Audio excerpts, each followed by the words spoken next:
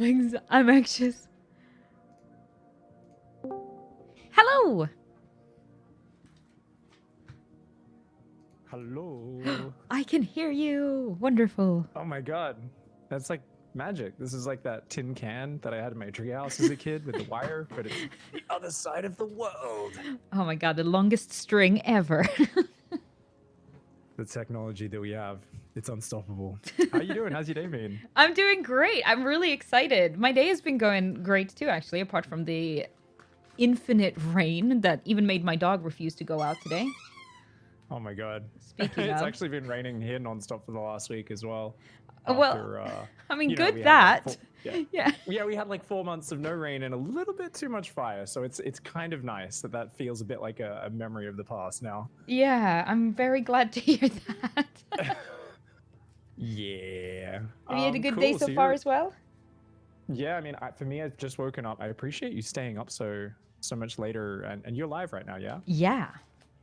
Hells yeah, because this is way off your normal schedule. Yeah, but that's all good. I'm so ready to learn some StarCraft and stop being so terrible. So, you know, it's a worthy cause to stay up for. Hells yeah. There is, I'm sure, a few of the hipster nerds who normally watch your VODs who are happy. So I'm just going to update my multi-link real quickly before I forget and make sure the people who are already in my chat can spam the hell out of that.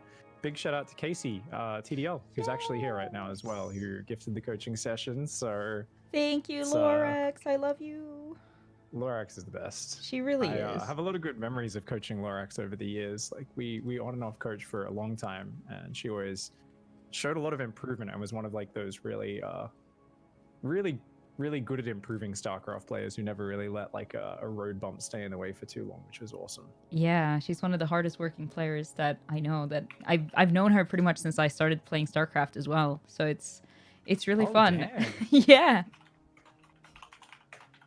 We used to practice a lot together back in the day. When did you start playing? Was it straight from the beginning? No, it wasn't. So I started in like late 2011, early 2012. So I think StarCraft 2 had been out, like Wings of Liberty had been out for like 2 years. When did it come out? 2010? Yeah, it was like middle of 2010, right? Yeah, so it's been out for like a while, but the reason I started playing was because, do you remember an old DreamHack Valencia where Thorzane was in the finals, I think, or quarterfinals or something like that? Yeah. Yeah, so that was actually the first time there was a Barcraft in Stockholm. Sorry, let me just get my dog. Oh, gee. Ouch, No worries. buddy. Are you excited because I'm talking? You can go outside, buddy. He got really excited because I was excited. The story of having a dog. But yeah, so we were at the Barcraft and I saw this cool video game called StarCraft, and somebody told me that there was a Swede playing in like the finals. And I was like, what? That's so cool. And I didn't understand anything, but it looked so much fun. And you know, the rest is history. The next day I went and bought it, and then the addiction hit. That's awesome. I think that's like a really famous finals as well, because I think that's the one they've been showing the clip where Jeff is interviewing him afterwards and kind of saying, hey, you gave the middle finger to the Koreans here. Yeah.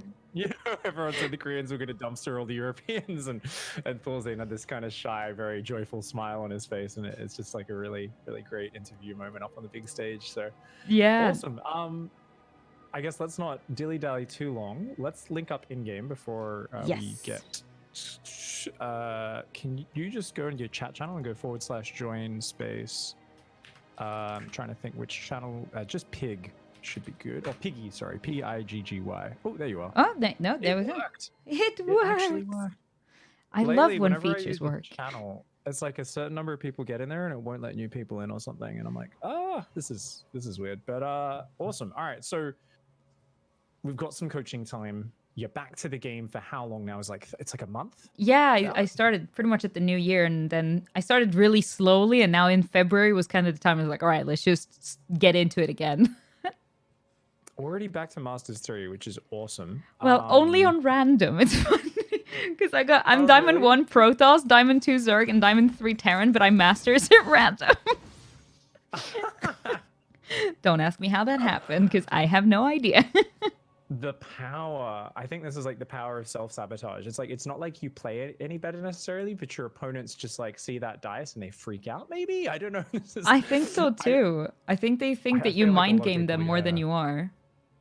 Especially if you're not playing super cheesy, right? They probably like, where's the cheese coming? Where's the cheese coming? Because Yeah. they're just so used to random players being really cheesy. I mean, you're on the cusp of Masters 3 anyway with Protoss. So Yes. awesome. It's actually like 200 MMR higher than your random. In terms of your race report, looking at that, Yeah. it looks like you don't have like a big trailing matchup, which is awesome. Most people have one that's like 15% and the other two are good. Yeah. Your PvP is like slightly lower, but like we could honestly like work on any matchup. And I mean, I think one of the funnest things is engaging with the new units, having fun with them. We were chatting on Discord about this a few weeks ago where I was like, yeah, make sure you try out the new units and have fun. Like what? Have you been using any of the new units a lot? Yes, I've been actually starting recently to open up with the Disruptor a lot.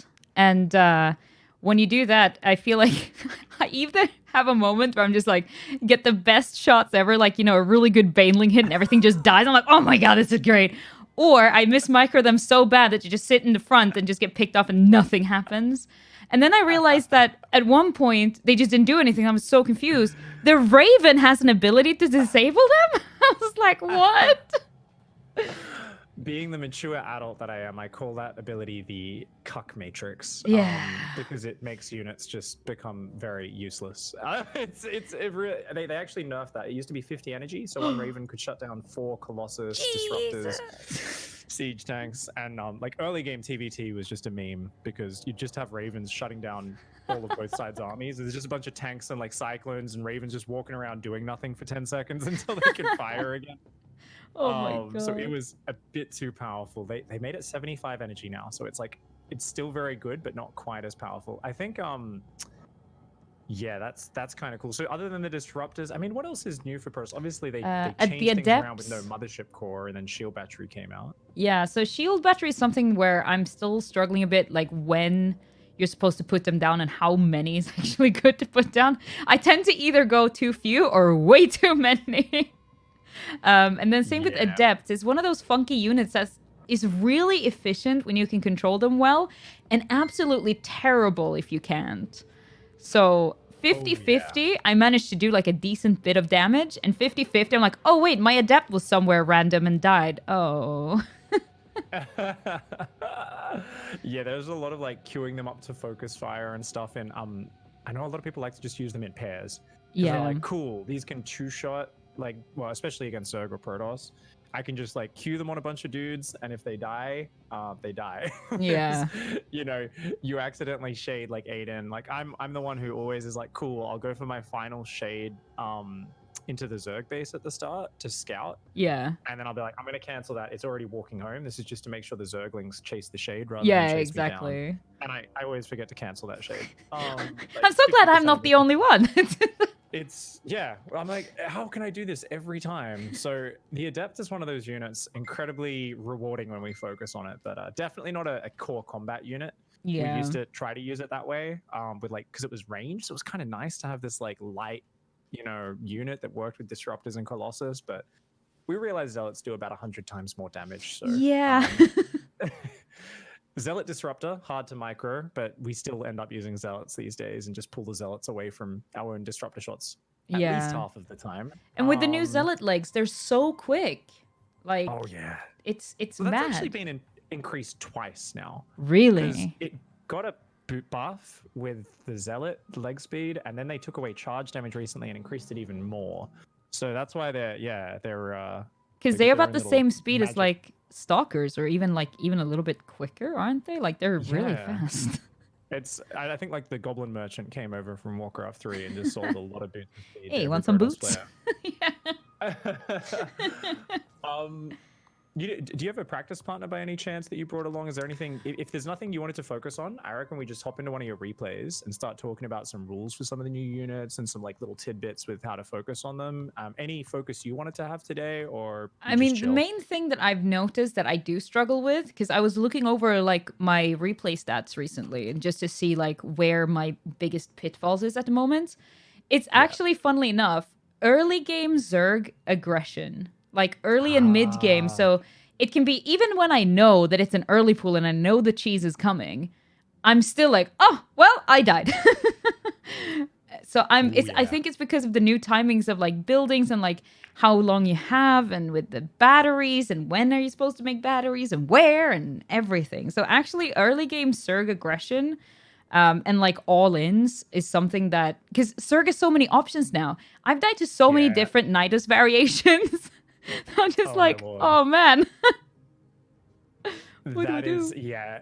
Thankfully, they've nerfed the Nidus Worm a little bit, because before you would get punished for killing the Nidus Worm because it would have no cooldown. So as soon as you kill one Nidus head, it can just pop up another immediately. They thankfully fixed that. So it's a flat 14-second cooldown. So you don't get punished for killing it in the corner of your main and then allow it to immediately pop up in the corner of your natural. But it's still kind of rough. You know what? First things first, make me the party leader. We are going to host up, and I'm going to do the most nerdy StarCraft player coaching thing of all time with you. Nice. We're going to create an empty custom game, and we're going to practice wall-offs really quickly, because this is literally 90% of holding fast Zerg aggression. And it's something, whenever I get lazy with my wall-offs and don't practice it on a new map pool at all, I have a bad time. So yeah. And then Zen existed with the little weird ramp and the minerals, and I'm like, the amount of times I've accidentally blocked off my own natural with a pylon, because I'm like, I'm looking at the gap and then, try to adjust the pylon to just cover the whole gap, but then you're kind of in your natural space and I'm like, wait a second. Yeah, I just full wall that map now. Like, second pylon goes there, main front is full walled, and then I mine it down. Just click return to game. Yeah. Sweet. You are experienced. You remember this. I hit the R button like it's no tomorrow. 90% of the people I've ever coached, their automatic instinct is, "Oh, I won the game." Nice. And they leave the game, and we're like, "Okay, we got to rehost that now." But yeah, basically, we can just get 16 probes, and then we can just practice walling off over and over again. So, I automatically sent it out to scout. I'm like, what is there to scout? Yeah, doing a normal build order. Yeah. Yeah, so you can just use gateways as every building, right? So just wait till you've got a lot of money. And then we can wait till you got 450 minerals, right? Yeah. And we can kind of see how to do it, and we can talk about a few different rules. While you're doing that, I'm going to bring up the most recent Gemini guide. So Gemini is the local daddy of all things Protoss. Which is a lovely little subreddit, and every season he posts up a wall-off guide, and I actually don't refer to it because I just kind of use my own walls these days. Yeah. His are a little bit more specific, but every now and then I realize I'm doing one that's unnecessarily difficult or complicated, and he's got ones that are. So on this one, sorry to just I was just looking at my buildings and placements. So on this one, sometimes I've noticed I can get away with doing the 2 building wall off, like this. And you just have the space. Yeah. And sometimes you have the 3. Yeah, I almost always go for the 3. But the 2's really nice as long as you put that second structure down to make it a really thick choke point at some point. Because obviously when you're on a diagonal, it's really hard to have the Zealot or the Adept in the right position. Like the Zerglings, they grease themselves up and they kind of wriggle past. But if you've got a couple. A long choke point. Yeah. Yeah. They can kind of get through. So I think that one's really nice. You can do that on Nightshade as well. Just the dark map. So if you can pull that one off, that one's really good. The best part here is notice that if you're being all in, you can actually just throw a big gateway, completely walling off, right? In the back there, between the pylon and the gateway. And if that's the ideal with the defense, right? If you can fit a 3x3 structure, because a lot of people end up with the pylon too close to the wall, and then they've got to build 2 pylons or shield batteries reinforcing the wall off. And if there's Ravages or Banelings coming through, they're going to take out those low hit point buildings really easily, and it just costs you more minerals. So anytime you get a big space like this kind of behind your wall behind the unit in the choke point, it's awesome. Yeah. So if you were being all in, obviously, you just kind of put it there. And let's actually just put your probe behind your wall. Let's do a full wall. Let's imagine we've seen roaches coming across the map. And if we look at this is actually a beautiful pylon positioning, because as these buildings are going down, let's just re-wall this, because often you'll have 2 or 3 gateway units. Yeah. And let's just build another layer behind that front layer. Right. And there's a little gap down here.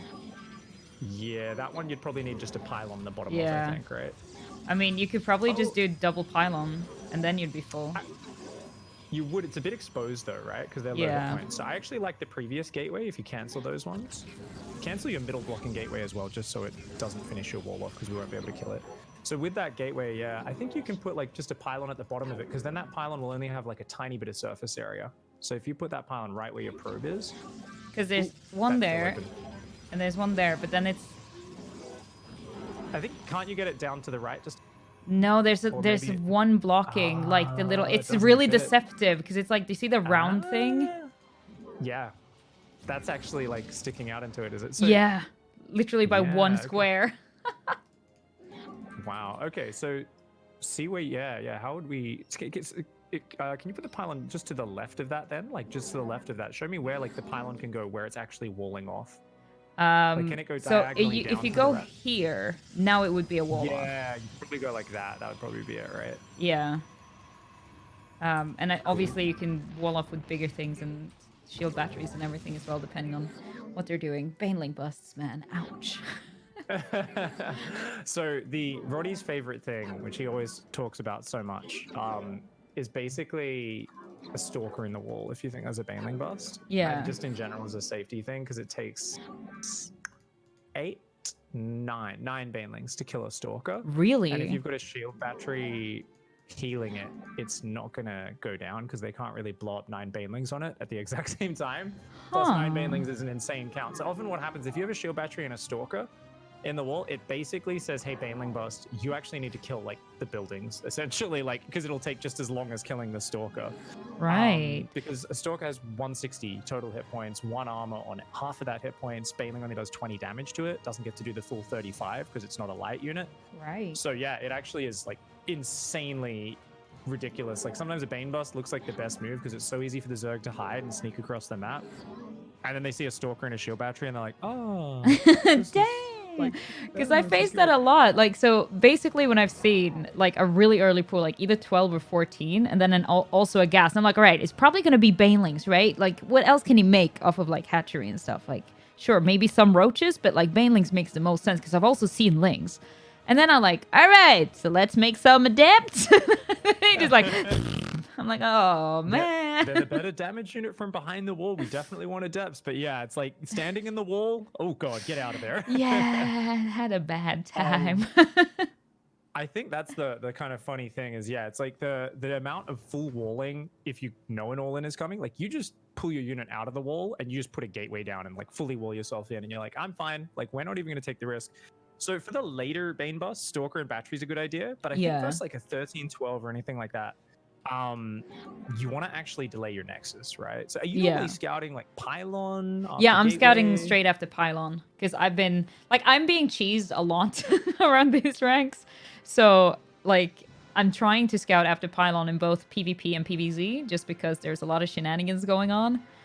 But it's just like reacting correctly when I see especially early aggression from Zergs. And I'm just like, I kind of panic. And I'm like, all right, can I get away with the expansion? Should I wait? Like, do I need a full wall? Can I get my Zealot out in time? Like, there's a lot of like, not sure what's times well anymore. I think that's going to be cool. We'll write out a few reactions. You know, let's hop out of this game because I think your walling's pretty solid there. And we kind of like talked about the importance of just, you know, re-walling, being able to throw down big structures. Anytime you know it's coming, just full wall, pull your units behind because you've got every gateway unit is sacred, right? Yes. You know, like if you shade your first 2 adepts across and like lose them as they're link flooding you, it's like, yeah, like, well, if you've got the best wall of all time and a quick oracle, maybe, but yeah, otherwise it's like you'll kill 50 Zerglings, there'll be another 50 behind it. You just can't chew through them quick enough. So yeah, walling and re-walling and stuff is going to be good. You know what? Do you have any replays of you playing against 13-12 by any chance? If not, it's fine. Let me you can look through and see if there's any 5-minute PVZs. Let me just let me bring up SC2 replay stats because I was actually looking at. So I'm gonna see if I can find the one. I'll just like download it and then. No worries. I'll put it in the folder.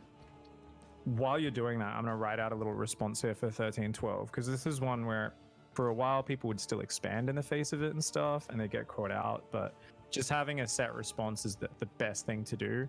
Yeah. So it's the same 13-12, like the 13-12 pool, and I actually do the same thing versus 12 pool as well, where I just play like mega safe versus both of them, even if there's no gas these days, just to make sure my life's easy. Gotcha. Let me just see here. All right. Yeah. PVZ. Here we go. Let's find the short games. All right, so here I'm not sure because some of them, this one might be a Nidus Ling all in, but I'm not sure. And then there's another one that's 4 minutes. That sounds about right? A 4-minute death. That sounds 100% like what we're looking for. Let me just put this into. Let's rename this one.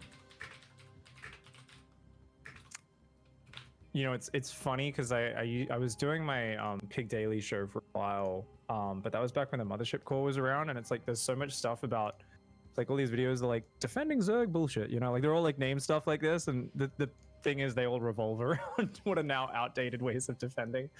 So I'm like, oh, I wish all those videos they made in 2016 and early 2017 were still applicable, but these days we've got to be even more tight. We don't get the floating ball of death that obliterates all Zerg all-ins anymore. Let me see when this one says it was played. I put it in the folder, but then I have to find it in-game, don't I? So, 5th of March. You can if you find it in the folder, you can just double-click it from the folder, and it'll... Oh, actually, I guess because... I think that will just load in straight, won't it? It'll probably just load for you, yeah. I mean, if you just label it or put it in its own specific folder, when you go into your replays, you should be able to find it. Oh, wait, hold on. Okay. Wait, so if I make a new folder here, let's see. Let's name it coaching. Yeah, if you make a new folder, you just name it like and then whatever. Move it in the there. folders will automatically kind of be at the top of your replays when you go in game. Let's find. That's the one.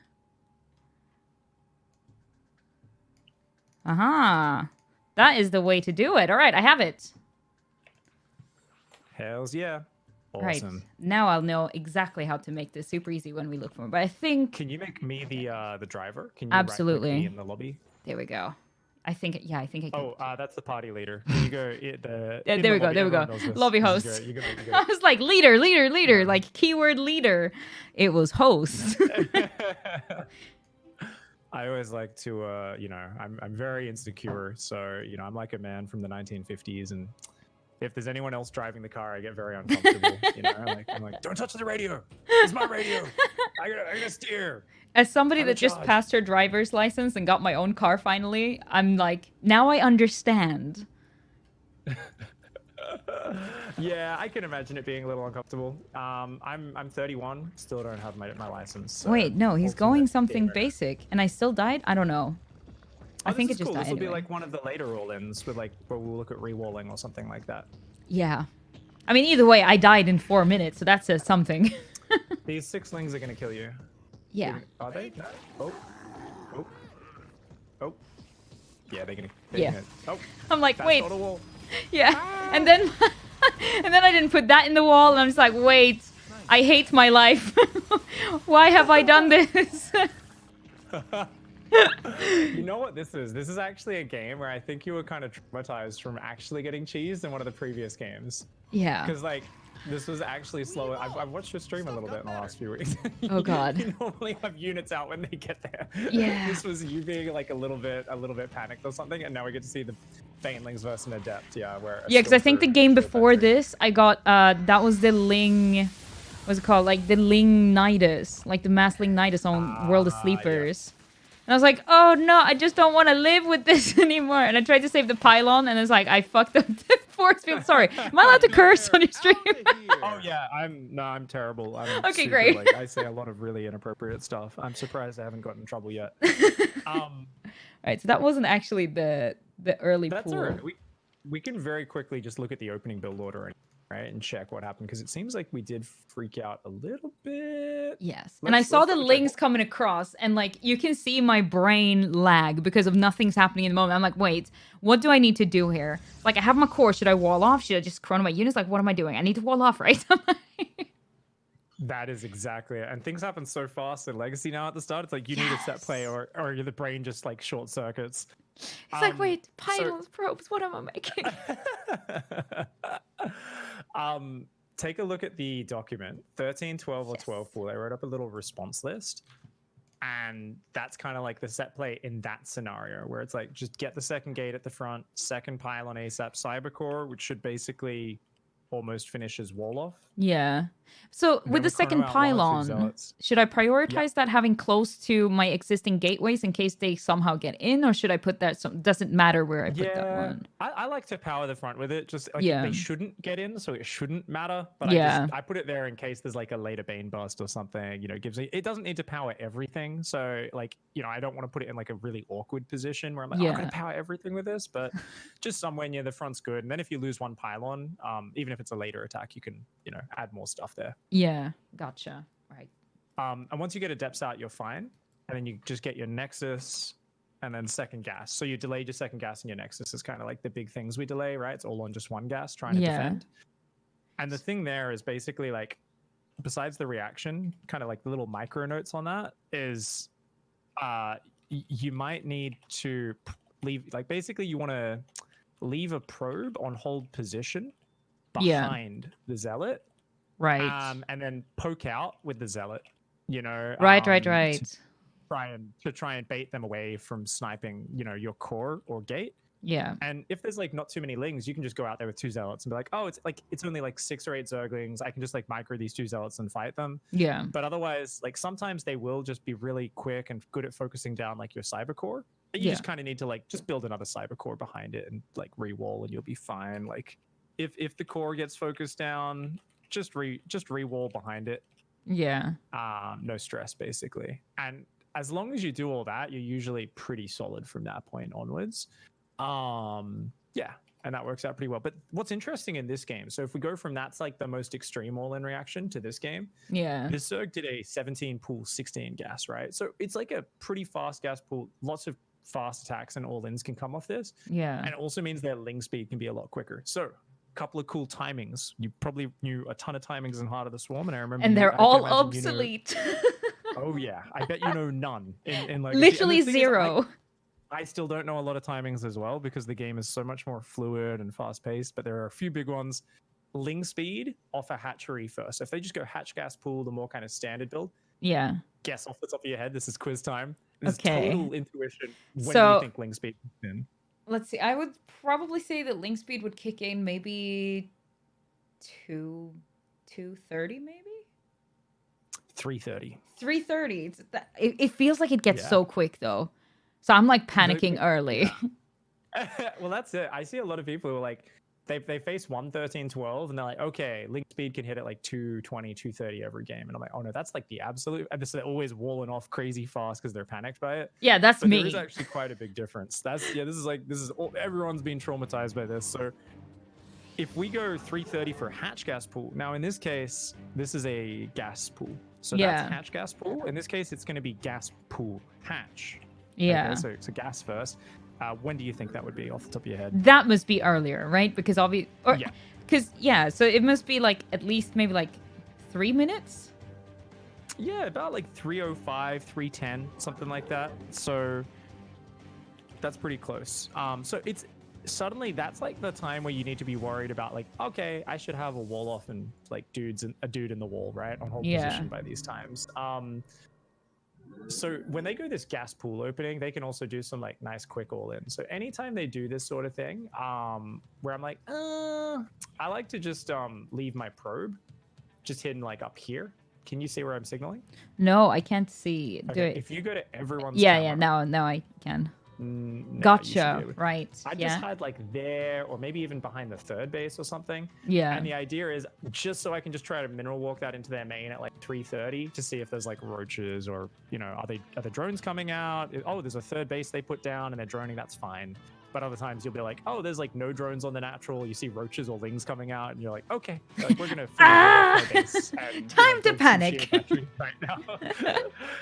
Yeah, so there's actually like an old build when everyone was struggling versus Protoss in early Legacy where I said, do this opening, stop droning at 18, make like 6 roaches, rally speedlings, and I called it the therapy build because it's just the dumbest, most basic all-in you can do as a Zerg. It's really hard for the Protoss to scout because you've got these fast lings and ling speed out, so the Protoss is like, oh, they've got, I can't scout, and then a bunch of roaches and Zerglings rock up, and people are like, this build is unstoppable, it's so powerful, and it's like, if the Protoss player has any inkling that it's coming and just chooses to build a gateway in their wall, build a shield battery or two, they're totally fine. They don't have that up, they just die instantly. There's like this like massive difference. You've got the full wall. Yeah. You're like, oh, this is, you don't have the full wall, no chance at all. And that's like a lot of these really committed Zerg all-ins are like that. Yeah. If you just get that gateway down even 10, 15 seconds before they come, you'll be totally fine. Right. So it's So, as long as something is building. See, I even tried with my thing with my battery, and I was like, oh no, the little corner piece. Yeah, that's not wallable with a 2x2 structure, unfortunately. Yeah. You can see my brain going like, wait, I need a something, but that's the wrong something. I'm not even sure. I don't think you could full wall with a 3x3 either. No, because there would the be pylon. a diagonal. Yeah. So with this is like that thing where it's like, oh, you know, this is actually probably not bad walling off, but like technically I'm sure there's a slightly better pylon positioning where you can wall off.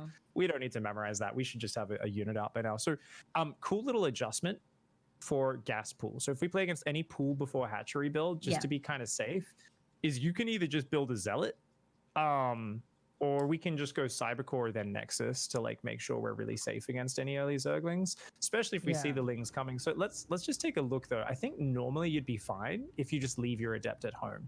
So let's bring I think the reason why I'm not sure if just a question as well, because obviously like I'm not sure if he reacted by making the pool and stuff because I blocked his hatchery with my probe scout. No, he was already planning to. Oh yeah, I can see that now. Damn it. I was like, because obviously when I played it, I was like, oh wait, maybe it was because I blocked it because I thought that never mind. Never mind. Small brain. Okay, so here's another thing. You actually saturate your gas really quickly. I reckon it's a little bit better if we just focus on getting the minerals up to at least 15, if not 16, and only then just leave like one worker on gas at the start because you don't need your gas too quickly at the start of the game. So that's like a nice little boost, especially because you're doing an expand. It's like all minerals at the start of the game. So if you focus a little bit more on the minerals, that'll be good. Your Cybercore timing is pretty tight. So let's take a look at this. Because would it be better to just rally probes into the gas after you saturate, or after I saturate? That's what I like to do. Okay. Yeah, I like to kind of rally into one gas, then rally, that sort of thing. Gotcha. And I think that would have allowed your Adept to be just a little bit faster. Not like a massive amount, but just a little bit. And every second counts.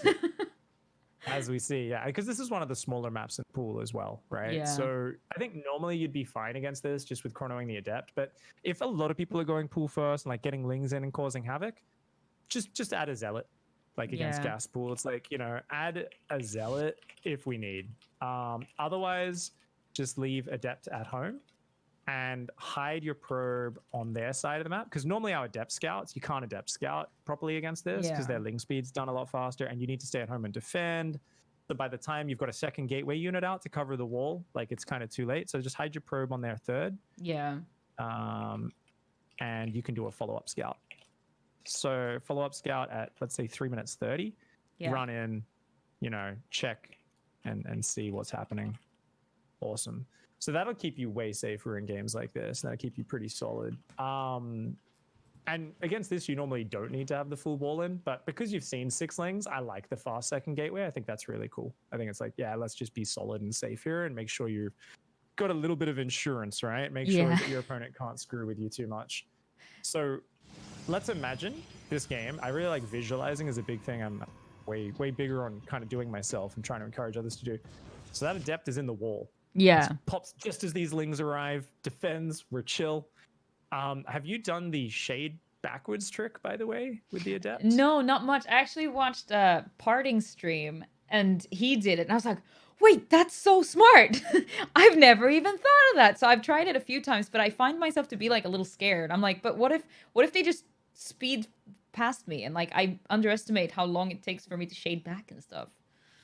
Yeah, well, it's actually one of these things where I remember the learning process so clearly as well, being like, I would freeze up every time and not do it quickly enough. But basically, I mean, you literally it's just grab a probe, pull it over, shade backwards, do the full wall behind it, whether it's a pylon, a shield battery, or a gate, and like there's nothing else really to micro there. Like the Adept will do its job, and if the shade finishes in time, the Adept survives often just like on red hit points and is suddenly behind the getting extra damage.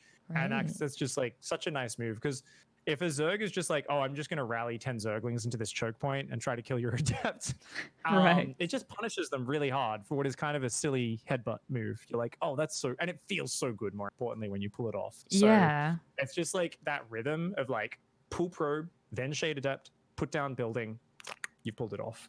As long as the shade goes through... Yeah, before you the building wall. goes down, of course, and you'll be fine, yeah.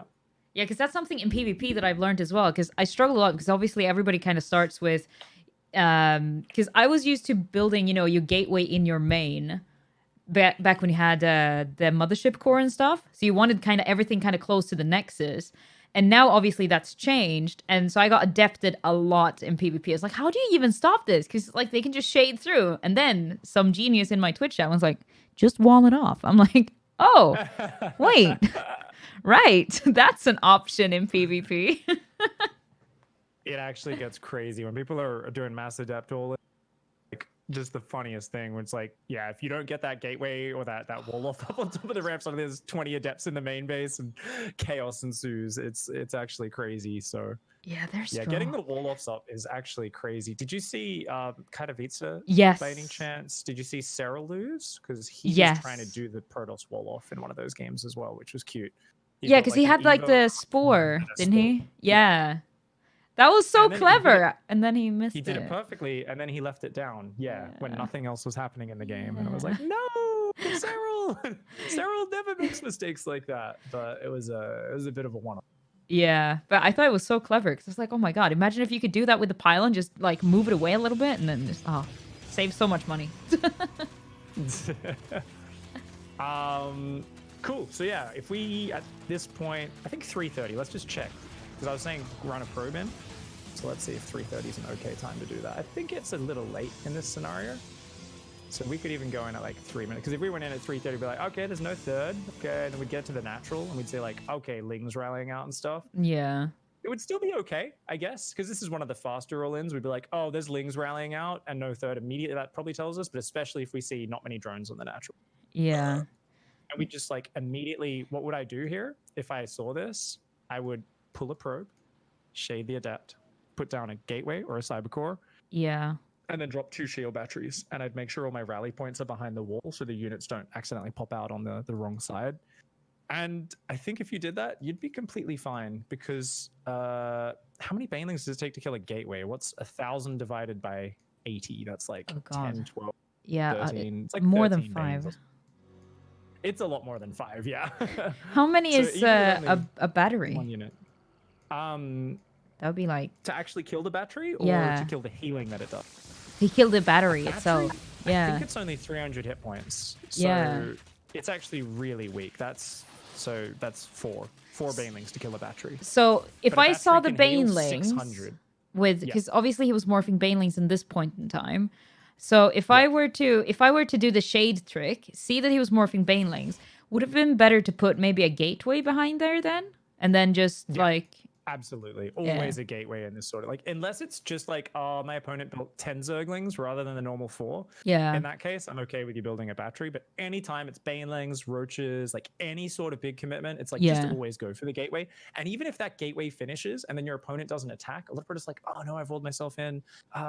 Doesn't really matter because like you've seen something that shows they're not building a lot of drones, right? So even Yeah. if they don't commit with that attack, their economy's kind of poopy, right? So yeah, you've got to be like confident with that. I think Roddy's stream super inspiring for this. The man who is over defends every time. He put down a forge, 2 cannons, and 2 shield batteries, and like the Zerg won't commit, and he's like, it's fine. Like as long as I don't die to these silly Zerg attacks, it is cool. And I'm like, okay, this is technically an overreaction, but I'm like, I'd rather watch someone overreact like that than underreact and be like, oh, I can't wall myself in. I've seen banelings. Now I'm going to cancel this gateway. And then like they run in just a bit later and blow Yeah. everything up.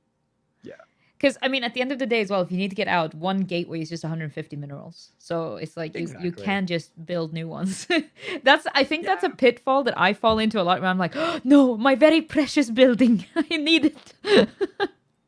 I have died to many Zerg all-ins because of this. It's like that mindset. You're like 150 minerals doesn't matter. Just build a few units. Once we want to go take our third, we can clear it out and we'll be all. Yeah. I really need to get that into my head as well. That it's okay to spend 150 minerals. That's another thing that recently as well, because somebody I've been seeing that you can put out, obviously, if you can't really afford when you're planning or when you're producing robo units like immortals and stuff, and you have that constantly producing, it's hard to kind of fit in a lot of observers. So the way to get vision, I've noticed that I've started doing is putting out pylons. And I'm like, it's only 100 minerals. Because if you think about it, if I send out a zealot, that's 100 minerals too. It's same. But different. Like it's really nice. Like, especially in a low economy situation, like if you're playing first Terran, but you've kind of taken some damage, you're on the back foot. Yeah. You can't afford to be like, I'm going to build 4 more observers right now. It's like, no, you've got to like, have a probe spotting here, pylon on the edge, another pylon on the edge. You know, you've got to just kind of make use of those really efficient little map spotters. Yeah. That's a much better way of doing it. That's actually really cool. You're already doing that. And remember, if you're playing sentry heavy, hallucination is awesome as well. That's sentries now is kind of like, I remember in Heart of the Swarm, sentries were like king of the hill. They were everything. And same in Wings of Liberty. Like, if you knew how to force field, you were good. But now it's like, yeah, sentries are kind of good in some situations, but mainly scouting units. Yeah, it's I mean, I remember it was literally the backbone of the Protoss. Protoss, yeah, was not the most interesting race in Wings of Liberty, and no. I was know. like, you know, it's like sentries and immortals or sentries and Colossus. Which one are we gonna go? And then we of course had a lot of sentry Blinkstalker in Legacy as well, but yeah, and then you had the sentry immortal all-ins all day, every day in PvZ. Oh yeah, which parting still makes work in 2020. How? How? 8 years later. 1 immortal these days, 1 immortal, 1 war prism, and a lot of dead Zerg players, including was like Rogue. He beat with that in the qualifiers. He was beating Scarlet with it. A few other crazy. Yeah, I've seen a lot of people use a lot more prism micro because obviously you can pick up from way further away now.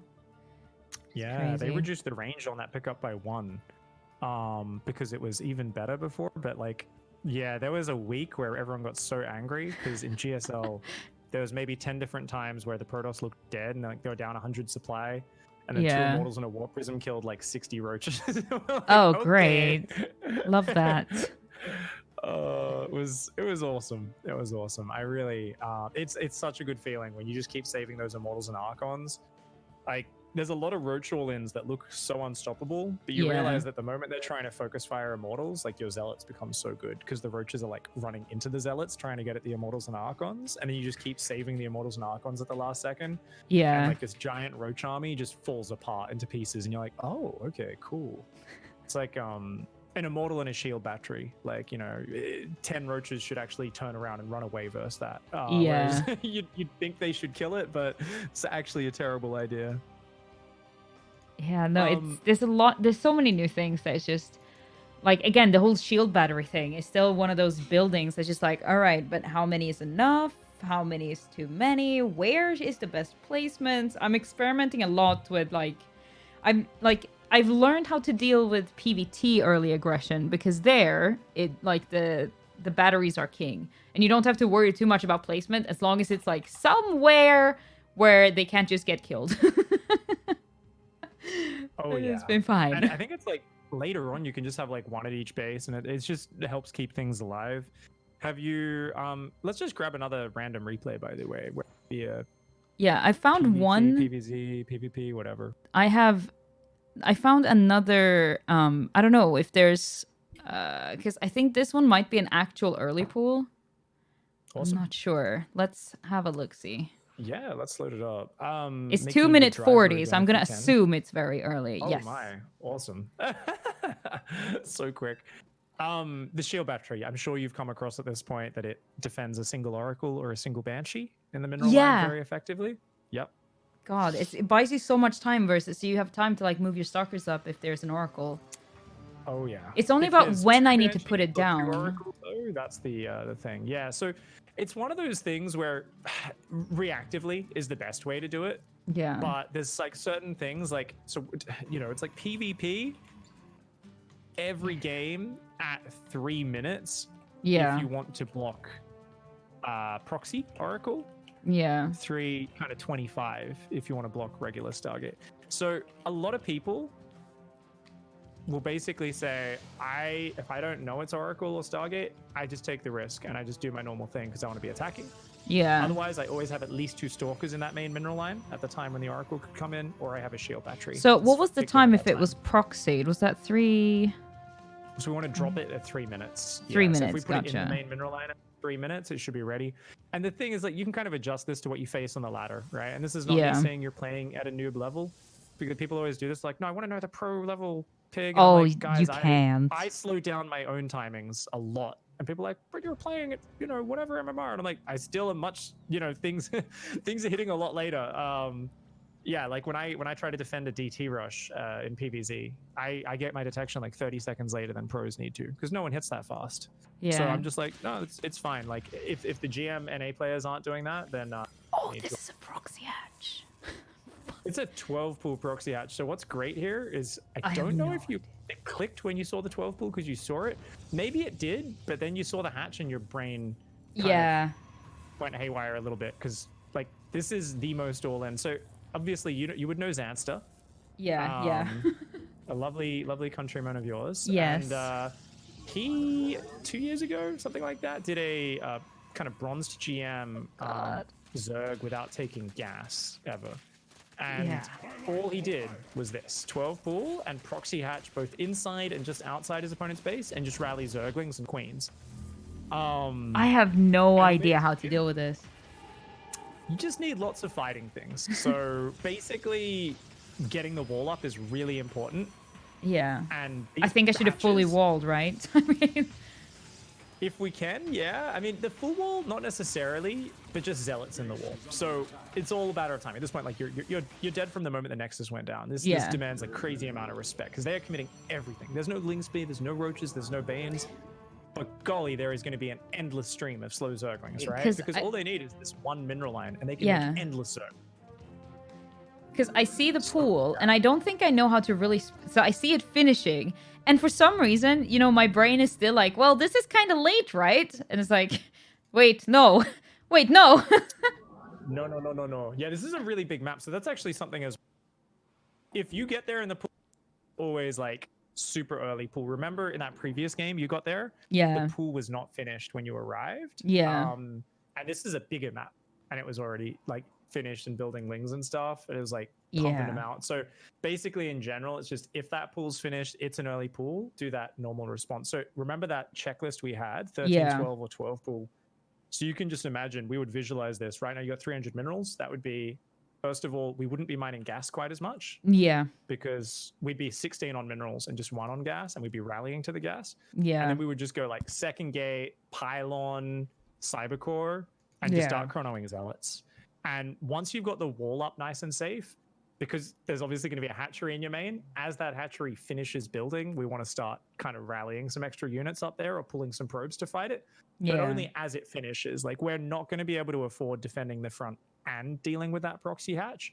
So it's better to just kind of focus on the wall. Once we've got like 2 zealots in the choke point, we can rally extra zealots and adepts up to help deal with the lings that are going to start popping out inside our main base. So it's fine to just kind of leave it for a little bit longer as well. I mean, obviously here I was my brain just wait, I don't know what to do, so let's just stick with the plan. I should have had a gate instantly. Yeah, well, I mean, once you've done this a few times, it's going to be clockwork. Anytime you see an early, sometimes you'll be off, you're like reading chat, you're like, oh hey, thanks for the cheer, blah blah blah. Yeah, you look back, you're like, wait, is this like a 17 pool or is this a 12 pool? I didn't actually pay attention. Yeah. And you can just go into the super safe response, and at least, you know, and most of the time that'll be okay. Even if you've got a bit of an awkward transition into a macro game, we'd rather be safe, right? Yeah. So if they do proxy hatch, endless ling, so what you've got to be prepared for mentally is this wave will not stop, right? Yeah. So this is like the one thing. A lot of people defend the first wave, and then they're like, cool, let's put everything back on good gas now. and build a Stargate. And it's like, no, like there's no transition for this Zerg player. They're on one hatchery with no queens. Like, all they're going to do is just keep rallying Zerglings. There's no gas. There's like nothing behind it. So it's just like a more extended all-in than normally. Yeah. So, you know, it's just more extended all-in than normal. Normal 12 pool response, focus really hard on extra zealots at the front at first, and then only once hatchery finishes, in main, send extra gateway units to deal. With units to deal with it, you might need to pull like 8 or 10 probes temporarily. Might need to pull, 8 Fight probes. with the broies. Yeah, temporarily in the main, especially if they're like getting spine crawlers that are almost finishing or something inside your main. You're like, okay, let's go get those before they finish, kind of thing. Yeah. And if you surround them, it's good. Have you dealt with anyone elevating zerglings into your main base either with like a really fast lair? Yeah. That's like super nasty. Yeah. That's like the same thing where if you can get like 15 probes underneath it on a move, so they're like killing the lings as they're dropping, it's like, hey, I'm dealing with this. Oh, And so is if that they're actually getting like out- the way to deal with that? It's just like pull your lings, or not your lings, but your probes like right underneath it, and just like, all right, It's kind, fuck him up, it's guys. kind of a bit of an emergency one, but it definitely is there, especially if you've got like an adept or a zealot helping out as well. On its own, it'll get overwhelmed by the zerglings dropping on it very quickly. But if you have like 10 probes temporarily pull to kill the first few lings, then you're like, oh, okay, like it's not as big of a threat. Yeah. Gotcha. Does that work you're coming back versus at the right time, by the way, because they used to be able to do that on hatchery. Oh god. Yeah, that's how Scarlet won. Anxiety. Because I mean, because how many? So if I see a Nidus, for example, like because I've gotten Nidus all in a lot recently. How many probes would it take to kill it? Like, let's say you don't see it until you're like, oh shoot, I have no units nearby. All I have are probes.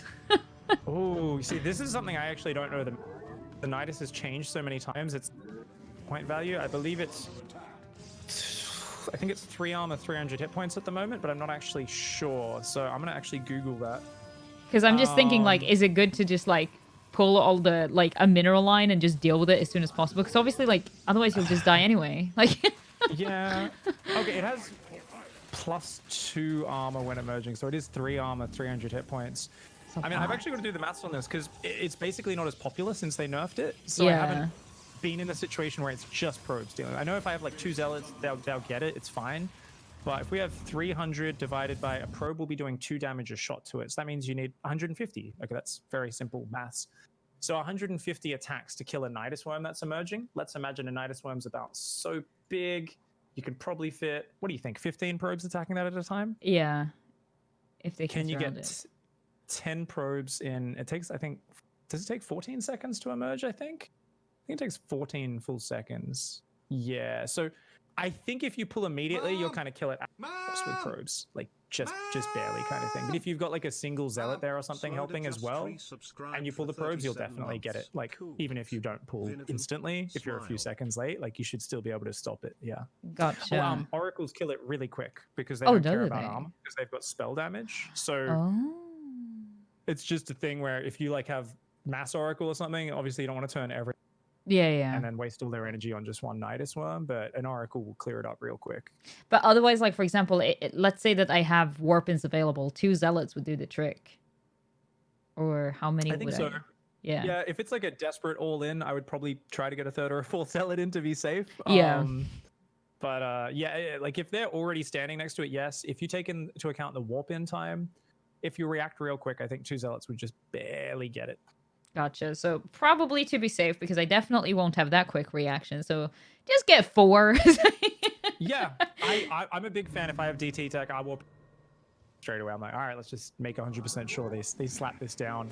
And if someone keeps spamming Nidus worms all game, I'll like usually leave a DT, kind of one patrolling the edge of my main, one in the back of my natural, one in my third, just so that they're on DT Nidus snapping duty. Yeah, the Nidus patrol. Yeah, because that's something that I've really struggled with in general. It's just once those units gets out, you're just there going like, well, guess I'm just leaving this game. The screech of Protoss sadness. Yeah. Yeah. You hear that immediate panic. My 3 units. No. Things that freak out Protoss players. That and nuclear launch detected are those stressful sounds. I still want to see someone in a 30-minute game just spam Nidus worms in the corner of the map where they're not even doing anything, just so the sound effect freaks out the opponent. Like you've just got a grid of Nidus worm heads popping up, and like everyone's like, "What are they doing? Why do I keep hearing Nidus worms? Where are they?" Oh no, that's like my worst nightmare. hearing at night is never seeing it. It's like, no, I'm gonna die in a second, like 1 second, anytime now. Oh my god. It is a frightful thing. There was definitely some hard time. I'm so happy it's been nerfed a little bit. I still think it's very dangerous though. So and we've actually kind of covered a bunch of little things there with, I think the early pool response is one of the best. Yeah. Walling and re-walling, I think you're already pretty good on. It's just if you have like that path to follow of like, oh, this is coming, let's full wall and just get my units behind it, I think you'll be like so much more solid. Did you want to look at a different matchup now, or yeah, I mean, aggressive Zerg ones? The only other Zerg ones really is like different all-ins. So there's like, I think I'm getting the idea. So if there's like a Roach all-in, you want to prioritize getting Stalkers and Batteries, I think. Is that the correct answer? If it's a Protoss all-in, did you say? Oh no, Zerg. Like, sorry. If it's a Roach all-in. Oh, sorry, Roach all-in. Yeah, basically. If there's a lot of speedlings with it, like you still would, like Adepts are still good. Definitely, they kill Zerglings a bit quicker. But yeah, having a few Stalkers, because Stalkers can like out-micro Roaches kind of forever. Would that still work if it's Roach Ravager? Yeah, yeah, absolutely. But it's just like if you're getting to like, you know, mid-game onwards, obviously we'd rather just kind of build Archon Zealots, that sort of stuff. Like some Stalkers are still good for the all-ins because they're really good with force fields. Like Stalkers are just great if they're shooting over something. So if you're, you know, defending your natural wall from a really fast all-in, they're great. If you're got a bunch of sentries as well to combine with force fields, defending your third from like a Roach Ravager, they're great. But if you don't have any sentries and you've got like Immortals, it's always better to make Zealots because they're just cheaper, they do way more raw damage, they're not costing you gas, so more gas goes into Archons and Immortals, and anytime the Roaches run forward, the Zealots are going to do insane damage, right? So definitely though, like Stalker's a little bit better in the early stages, so anytime in the small skirmish, getting Stalkers against Roaches is the way to go. Yeah, and the only other strategy that I face that I struggle with, apart from like the early game aggression, has been whenever I go Stargate and I get hit by a Hydra all-in, like Hydra Queen. And are you going like Sky Toss? Yeah. That's when I go Sky Toss, because that seems to be especially if you're coming back, because Sky Toss plays a bit slower, so it's a little bit easier to kind of get into when you're a returning player, I feel like. And it's super strong. Like when you get +3 damage on those carriers, jeez Louise.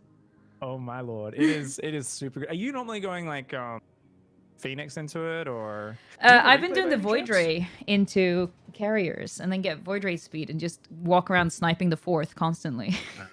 Okay, cool. So Void Ray speed, I mean, this is one of the kind of memeier builds. I mean, it's definitely the weakest against Damn. Like a Queen Hydra push. Yeah, because it's such an expensive upgrade. So it's something where like oracles, like heavy oracle, and Phoenix to a lesser extent can just blitz Hydras if you're able to engage on the side of the Hydras, so that an A move like automatically hits the Hydras rather than the tanky Queens. Oracles destroy Hydras. So with the Void Rays, I think it would mostly be about cannons and batteries, right? Gotcha. In reaction to once you see what's going on. What would be the biggest clue really that they're going for an actual Hydra Queen all-in? Because I feel like it's kind of hard to read. Yeah, I think that's going to be something where you probably wanted to sense kind of work account versus army to some extent, where, you know, if you keep sniping 4th, and you see, you know, basically, you know, fast Hydras out as a response rather than say someone who's trying to go like Spire into like Mutas or Corruptors or something. You probably just blindly prepare. You know, you just mass cannon battery on your 3rd kind of thing. Cannon battery on defensive points, plus stasis traps if you have an oracle, that is. If you don't worry about it. Just as insurance, I think, is what you'd kind of do there. You know, it's kind of interesting because like if they don't have a ton of Queens, like Guardian Shield on your Void is actually really nice. So a single sentry can be huge for Guardian Shield. Because I've noticed, like, if they don't have the Queens and you have the Void Rate speed already, as long as you don't overcharge the Void Rates, you can kind of micro them with the Guardian Shield. Because they kind of quick, so you can pull them back a lot faster, which has been fairly useful. As soon as the Queens are in there, you're like, oh, well, Goodbye. I die we now. call them this Berserk Tempest for a reason. That thing shoots like 2 screens. Yeah. The Queen range is absolutely insane.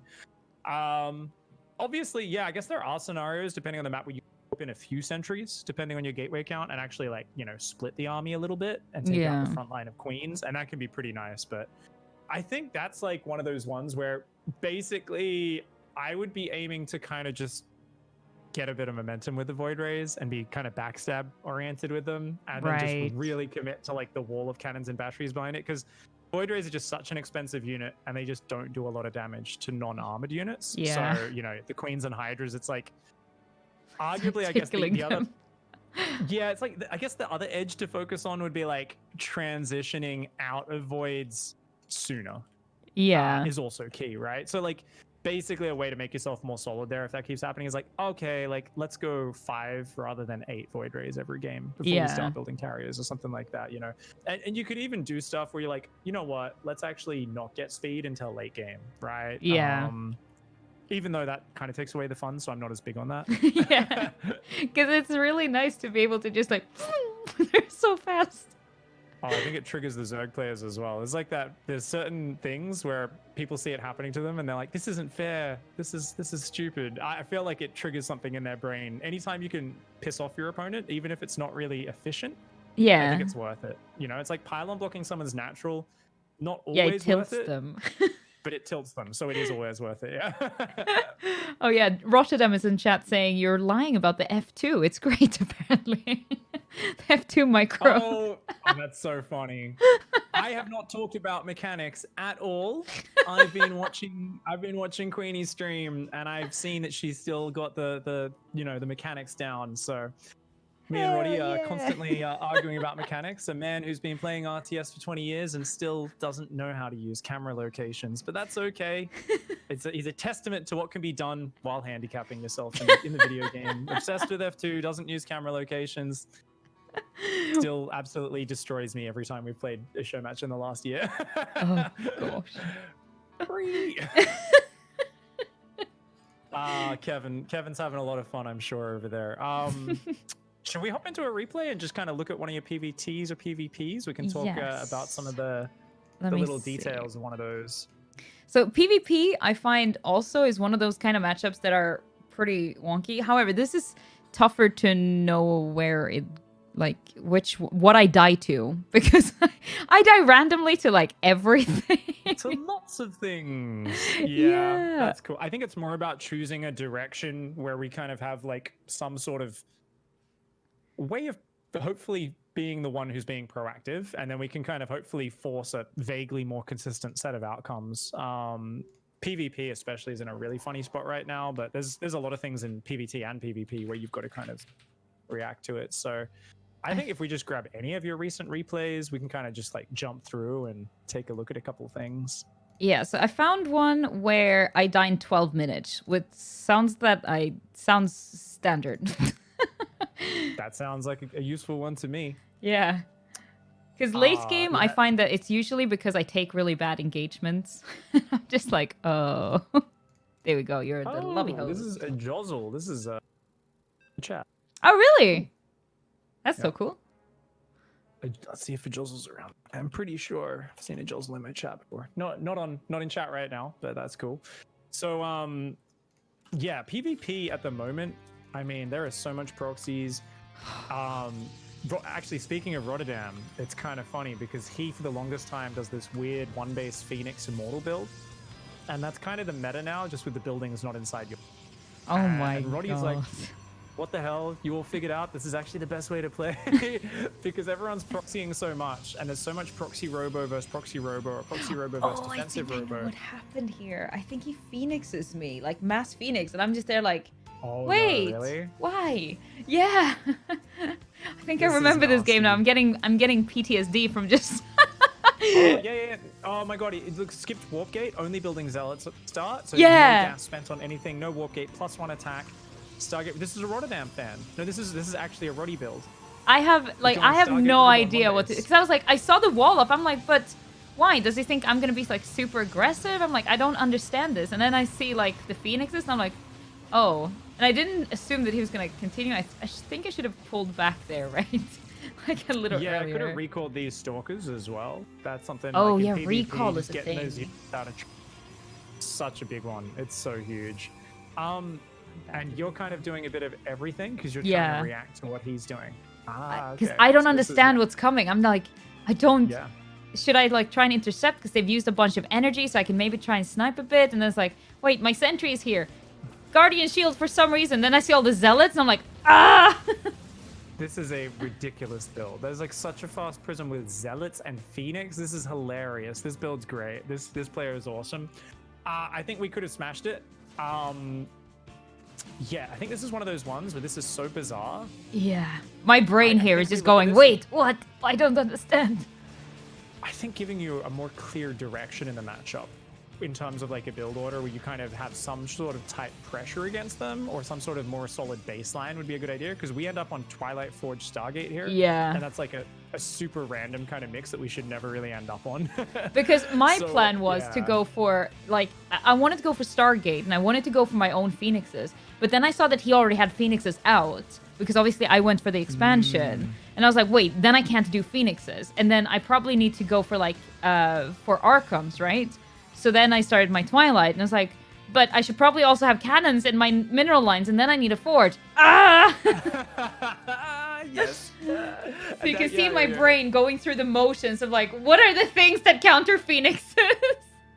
And this is hilarious because it's like it's such a weird situation as well. You're trying to like calculate by how to deal with like something which is so out of the box and bizarre, especially with these zealots in your face. I think if you go Phoenixes, a general rule is you've got to go them.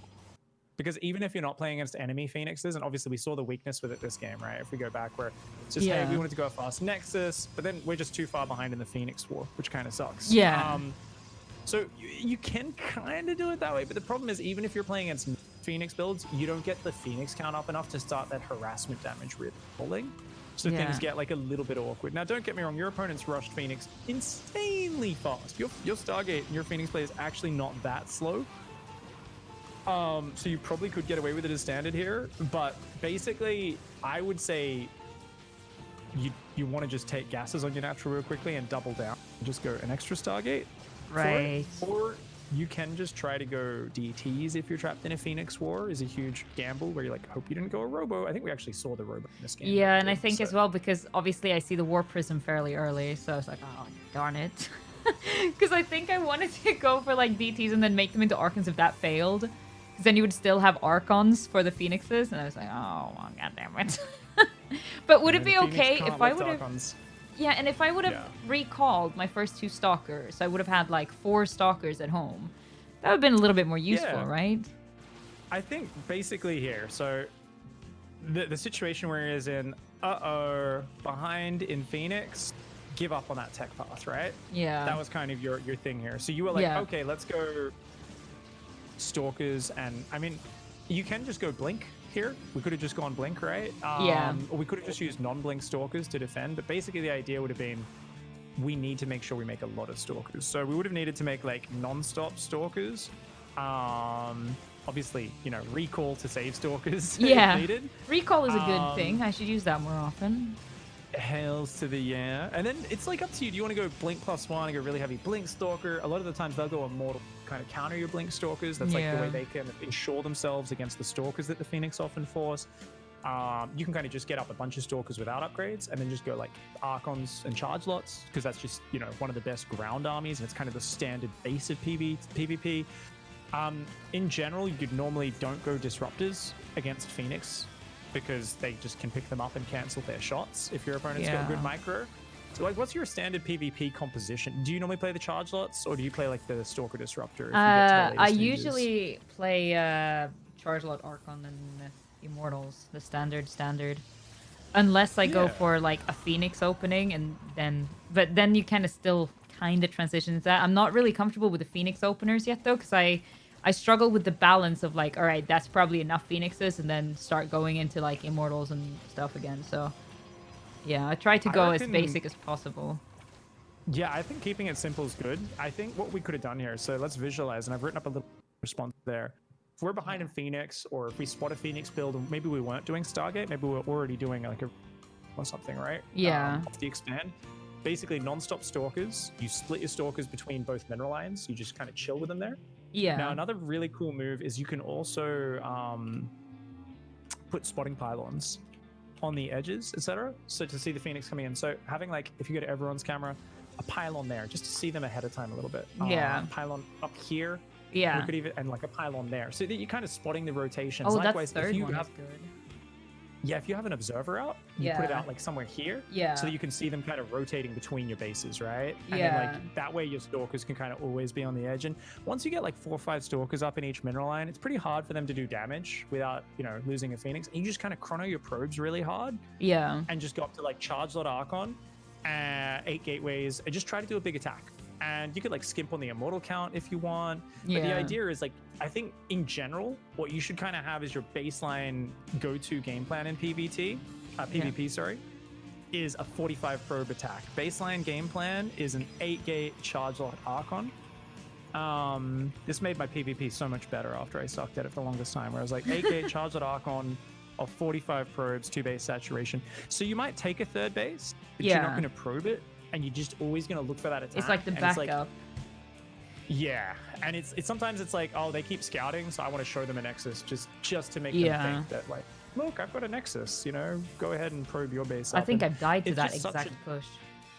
Oh yeah, it's so powerful because if you can be the one who's attacking, you can kind of spread your units out ahead of time. If you catch them in the open at all, that's really big.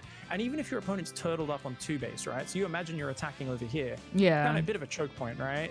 But that's why we often just fly the Prism in, unload 4 Zealots, warp in another 8, and then like, I have 12 charge Zealots in my main, your opponent's just utter chaos, right? Yeah. They've got to split half their army up to go up there, and then your main army just hits the front, and it's like a nice way to just kind of give yourself some direction, because it's going to skill check anyone who's playing greedy or isn't like being honest in how they're playing. They're going to get punished super duper hard. And I remember struggling so hard in this matchup to play reactively, and then I was like, okay, that's just my go-to. Whenever in doubt, stop at 45 probes, couple rounds of Zealots and Archons, +1 attack, bam. And if you kind of have that as your go-to afterwards, I think it's like super sick. So if you attack with the +1, should you start the +2 just in case you do have to go back, or? Really up to you with your flavor, right? Like, I'm a big fan of committing up to everything, especially in a mirror matchup like PvP, where every little bit of gas, like if that's enough to make 1 extra Archon, hells yeah, let's get the extra Archon. And then if the push doesn't work, maybe we start +2. I'm a big fan of throwing our eggs into one basket, even if just to commit to something for like the practice, right? Yeah. And then you can be like, oh, you know what? I like maybe at some point down the road, you're like, oh, everyone's playing so careful against this. You're like actually feinting that push, and you actually do probe up your third base while going across with what looks like a push, and you see your opponent massing like shield batteries in their natural. Yeah. And you're just actually probing behind it, and you maybe like do the Zealot drop in the main, but you just go home after that. You don't even attack. And you're like, oh yeah, like I'm just gonna make a bigger army. Like we can always adapt it and adjust it, but it's cool you're already thinking about that, right? So with that branch, you'd always just keep +2, bam, bam, bam, chronoing straight into +3, right? Yeah. But with the other version where you're like, no, kill this person, it's like no +2, straight into 8 gateways. Maybe we don't only have 1 immortal, or we like didn't even build any immortals. It's just Zealots and Archons plus the Stalkers. And anytime you're doing an attack like that against a Phoenix player, you're really confident, because those Phoenix just suck in the frontal fight, right? So, yeah. Like, we give them another 10 minutes to keep picking up probes, they're going to get ahead. But like, if we hit a fierce attack timing, those Phoenix aren't going to look very good. Yeah. Yeah, because with PvP, because it's kind of like, it feels almost like it's rock, paper, scissor a little bit. Because you kind of have to, like, sometimes you just have a straight up build order loss, I feel like, where he might be going for like a really, really fast immortal timing, but you went Stargate, and then you went into like, say that you don't have enough Phoenixes to lift up the immortals, or or it proxied something or other, proxy immortals, proxy Stargate, proxy gateway, proxy everything. I've seen a proxy forge. Everything is possible. Yeah, there's the I mean, I call it the dum-dum cannon run. It's actually, Haas kept doing it, even in Katowice. Yeah, it's just saw crazy. that. It even works versus pros. Like, It's the one, yeah, where you're like, I'm gonna build 2 gateways outside at your 3rd and a forge, and then I'm gonna do the super delayed cannon rush, but zealots are also with it. And like it's it's something a top pro should never lose to, but they're always on the cusp of losing to. And I'll tell you, most of us on the ladder die to that most of the time, because the aggressive player is like, well, these are zealots. I basically A move them, and I'm just throwing cannons down. Oh, I actually faced a proxy gateway today that felt super strong, and I had no idea. So he made 3 proxy gateways. It was on this map as well. Yeah, let me see if I can find it, because it was literally today, and I was just like, wait, why? How?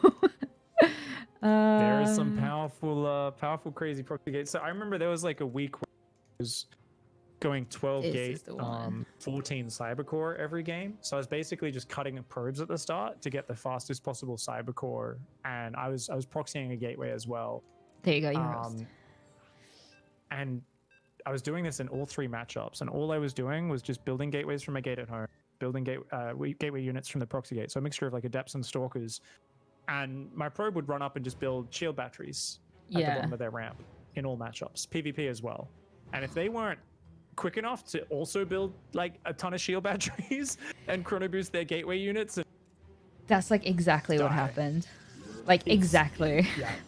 You just need to like escalate so quickly. It's kind of like the Zergling proxy hatch one I was talking about, where it's like, oh, this is just such a like single punch where you just need to like overreact as quickly as you can, kind of thing. And check this out, you got distracted here, so your cybercore is a few seconds late. Yeah. Like, what's happening right now? And I was like, wait, is there a forge? Is there like, because again, I have faced the proxy forge too. I'm like, I just want to make sure. And then I got distracted. My cybercore, like my scouting probe got dead. So I never got to see his cybercore in his main. And I was just like, all right, let's try and wall off a weird way. And oh man. So even with the shield batteries, we should be able to win this. But yeah, we kind of need to get up our own sandal stalk. And you could even full wall here is an option. But yeah, we would want to be right now going shield battery. And I didn't micro this at all because my brain was just in panic mode. Yeah. Which is, I mean, it could be a lot worse. Good micro from your opponent. The shield. But as your stalkers and adepts come out, you should be good. Yeah. Just hold the wall. Hold the wall. Yeah. This was. I'm honestly so proud of this. This is actually incredible. It's just, this is the point where you just needed to non-stop build shield batteries, but you start building a gas. This is where your brain says, well, I've held off the silly attack, right? Yeah. No, you haven't. No, you haven't. More shield batteries, more stalkers. So yeah. And you're building probes. So if you think about it, it's just that 100 minerals into probes, the 75 into the gas. That could have been easily another 175 minerals. Yeah, another stalker, which you've already got the money for. So that would be another stalker and another shield battery. Yeah. And then you'd be in a pretty good spot here, I think. Yeah, here I'm just straight up panicking. If you kept that zealot alive, that first one as well, that would be sick. Your adept's doing sick damage, but there's just too many shield batteries. So as you run out of energy, if you had another shield battery there, things would start to spiral for you. One more gateway unit, one more thing, yeah. If my other battery, because I saw my little zealot in the wall, he was kind of holding on, but then the energy of the battery ran out. Oh my god, dang. I mean, we maybe still could have held if we'd like just that adept went down 10 probes, 12 probes, mineral walk down and tried to surround the stalkers on the ramp, but I think if we just kind of put the money into more continual gateway production, got those shield batteries down a little bit quicker, like especially if we kept that second zealot alive, you would have been able to, because you were doing a lot more damage at first until these 3 stalkers came up. So the shield batteries were running out reasonably quickly for your opponent. If we were able to keep parity with that, at some point, the problem is they don't even have high ground vision unless they're on the ramp. So you're always going to have like a little bit of a better firing arc. You can choose to focus fire a little bit better. So in this scenario, your stalkers should always shoot their stalkers because you get bonus to armored. And your adepts and zealots should always just hit whatever's in front, their zealots or adepts, right? So little things like that, because like you'll be in this battle where none of you are taking damage if you get your shield batteries up.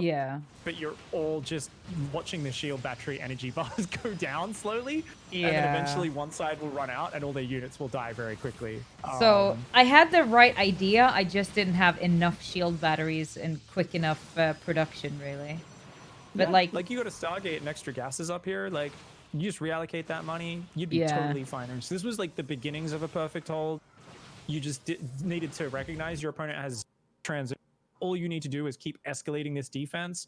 As Yeah. long as you defend here, like you've got it. So now that you like recognize, wait, they're building their whole production on my side of the map and their shield batteries here. All I've got to do is survive. I don't need a next step. I just need enough gateway units to hold enough batteries. Like there's no way Yeah. you'd lose. That, like the next time you see this, you'll crush it. I've got confidence in that.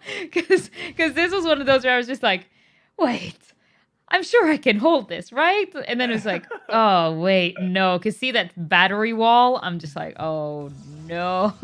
Yeah, if my second battery had been so much quicker, I think, and then my third and fourth and fifth battery would have gotten up. That would be really, and maybe a little bit of micro on that one, like switch out the zealot between the two. Yeah, hell's yeah. And like I said, you know, if we had even one gateway unit, Yeah. absolutely. So Would it have been okay I'm for me to actually put down impressed. an extra gateway there as well? If you feel you don't have the money, but I think an extra shield battery is always the better call. Gotcha. So I think as long as you, because if you're actually chronoing and just building out of those gateways nonstop, you had quite a lot of time this game on those gateways. If you're just building nonstop on those, and then putting down shield batteries nonstop, you'll actually be like, oh, I actually can just need more batteries. If we get like even a 7th shield battery on top of that ramp, Oh man, those shield batteries. See, that's what I mean. Like, it's one of those new buildings. It's just like, I'm not really sure how to utilize them efficiently yet. I'm getting there, but they're a little either too many or too few. it takes a while, and it really is just recognizing these emergency situations where, oh, okay, I can just build 10 of these. Like, if you're being proxy hatch spine crawler rushed on your natural wall where they're sieging your natural with spines, it's like, okay, I can build 8 shield batteries here. Like this Zerg's essentially on one base. Their second base is my natural, you know. Yeah. I've just got to make sure these like handful of step stalkers and adepts survive. So it's about really adapting to those situations. Like there are times where you'll see a pro gamer get a really sick scouting read in the mid game and drop 6 shield batteries on their third. Yeah.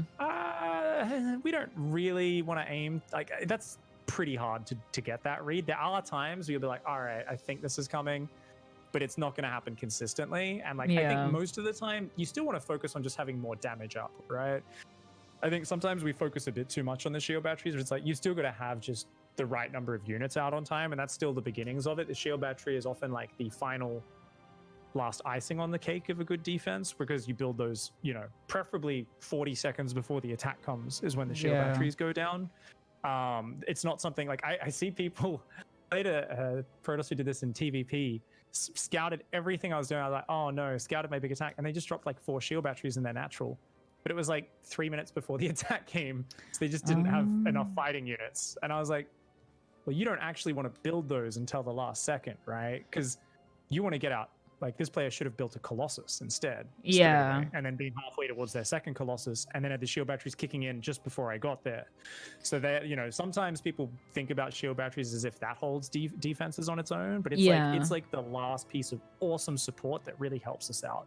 So would it then be, because obviously, like, if I see that an attack is coming, like, because I'm that type of person that would just like, all right, I see it coming. Now I probably make, like, shield batteries, right? But if I then can somehow, like, if I keep scouting with, like, say, hallucinations and stuff, and I see that when you're moving out, is that the point to kind of start building them? Rather than, like, when you just see kind of what's going on? Like, when you're actually moving out is the time when you add those defenses. Or is that too late then? Yeah, I think when they're moving out is okay usually. If it's kind of going to come down to your game sense on the situation a little bit. Like if you see a spire just starting, and a lot of people like to build like 1 cannon, 1 battery each mineral line, you don't want to build that for another like minute and a half, because it takes a long time for a spire to finish, mutas to build and mutas to come across the map, right? Yeah. So so you want to kind of like look at that and you go, oh, okay, like this is something I've just seen the spire start. Maybe make note of the game timer and be like, all right, a minute 20 from now or something, I'm going to put down a cannon and a battery in each mineral line, right? Yeah. Sometimes it's like it's harder to get that read. Maybe you hallucinate scout in PvP and you see like, oh, this player doesn't take any gases on their natural expand, and I see like all these gateways finishing. All right, maybe I'll just put the batteries down straight away. Yeah. It's just going to come down to your own game sense a little bit on it. Yeah. So it's like, if you throw down 1 or 2 a little bit ahead of time, no worries. Definitely like PvP is a matchup where big Zealot all-ins, big Adept all-ins, Archons are your best unit. Yeah. And they're also a unit which benefits like a crazy amount from shield batteries. So there are times for specific attacks where you actually are like, oh yeah, let's get 8 batteries on my natural. And as long as these 2 Archons survive and just keep getting healed by it, they will kill unlimited Zealots and Adepts. Because that's So, another like, thing. yeah. With Adepts all-ins in PvP, because I faced that recently and it just absolutely crushed me. And I had like pretty much... I had Chargelot Archon Immortal, but he went with like a fairly like a super all-in Adept timing. And he said, well, if you don't see a Forge, this is what's going to happen essentially. Is that true? Or it's like, essentially if I don't scout a Forge, should I just continue with trying to rush out more Archons in that case? Because it will very likely be like a lot of Adepts. I think no gases on their natural is the bigger tell. Okay. Usually, it kind of depends. Maybe they took 1 gas, but usually they're not going to really need 4 gas. Yeah. With that, but definitely, so no gases on the natural. No Forge is also a sign of aggression for sure. Yeah. But I guess they're also just going to probably have faster gateways than you, right? Yeah. So anytime you see someone who's like, wait, my hallucination goes through and I see like all these gateways finishing and I'm just starting my like 5th and 6th gateway or something. Oh, okay, I should probably worry here. In terms of response, yeah, Archons are definitely key. Archons, same with the Zealot all-in. So anytime they're skipping the gases on their natural expand, that's like the really big tell. Yeah. Archons plus batteries.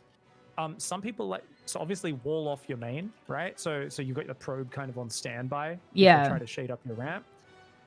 You may need to, Stalkers covering Prism in the main. Yeah. Might need to be a thing. So just 3 or 4 Stalkers on the edge.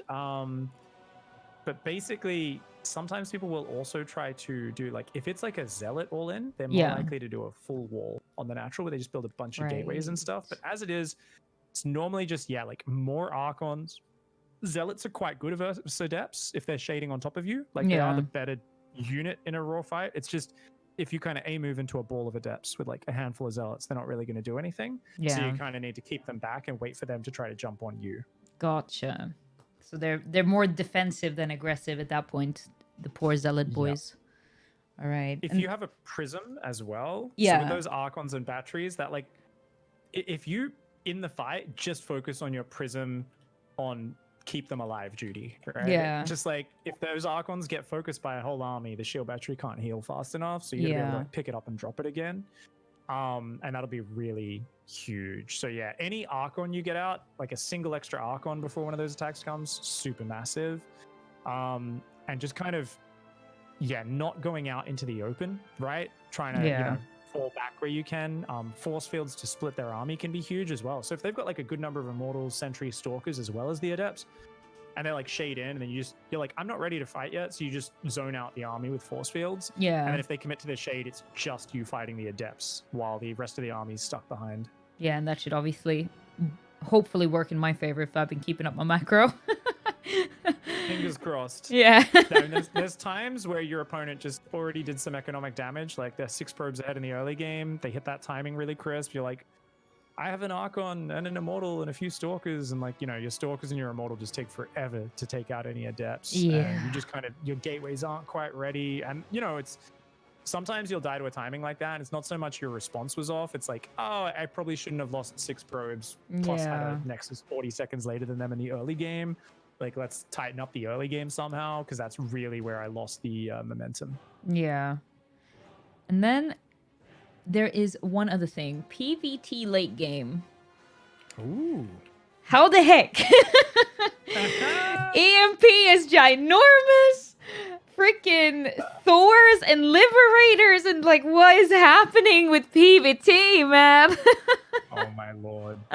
It is. This is actually funny because, Terran's always Protoss has always been better in the late game, but it's like, it's very, very specific how you want to engage in that late game, right? It is very specific. And I think honestly, we want to be more the mid game monsters.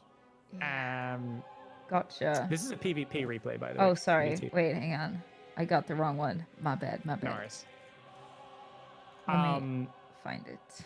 I had it. Yeah, so I think we want to dominate the mid game, right?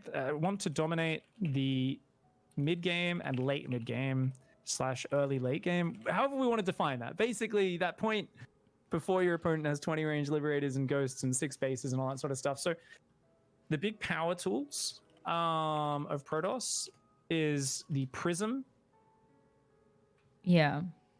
Zealot Warp-ins, and Zealot DTs. Gotcha. Zealot run-bys and DT run-bys.